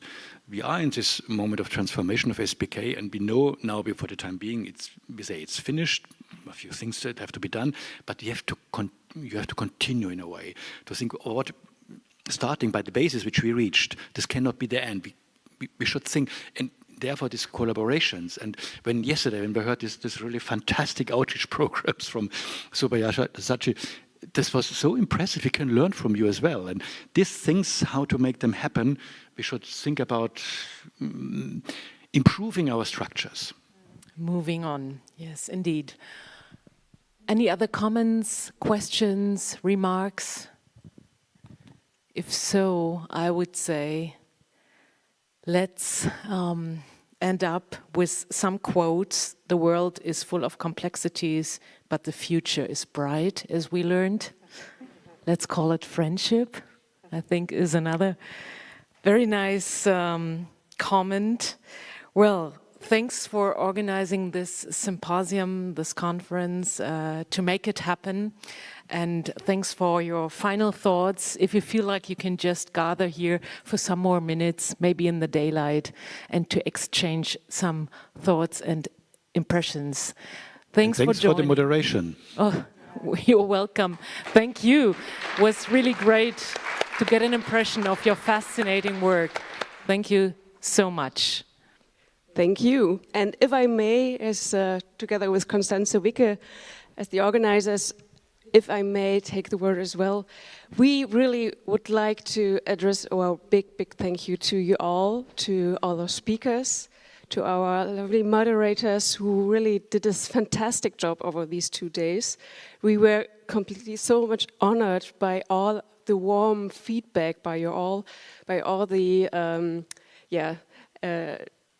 that you joined us and you were here for the past 2 days, had a long trip to come here, to make a big effort to join us, and that was really a fantastic experience for both of us, and that's why we wanted to thank you all, and really would like to ask all the speakers to come just for a little gift from us and to come for a last photograph also here on stage, and to just have a last finish and a big thank you to you all. Thank you so much. Perhaps, as there are not so many speakers left, the others who asked a question also can come, isn't it? And the ones who left, it's their fault. Right, let's have a family picture. Everybody is invited actually to join. Thank you so much. Take care. One sentence. Usually, when we attend any conference or seminar or anything, the 2 types of experiences. One is entertaining and the other one is enriching. So past 2 days, for me, it was an enriching experience. And what a wonderful team. What a wonderful team. So thanks to the team. Thank you.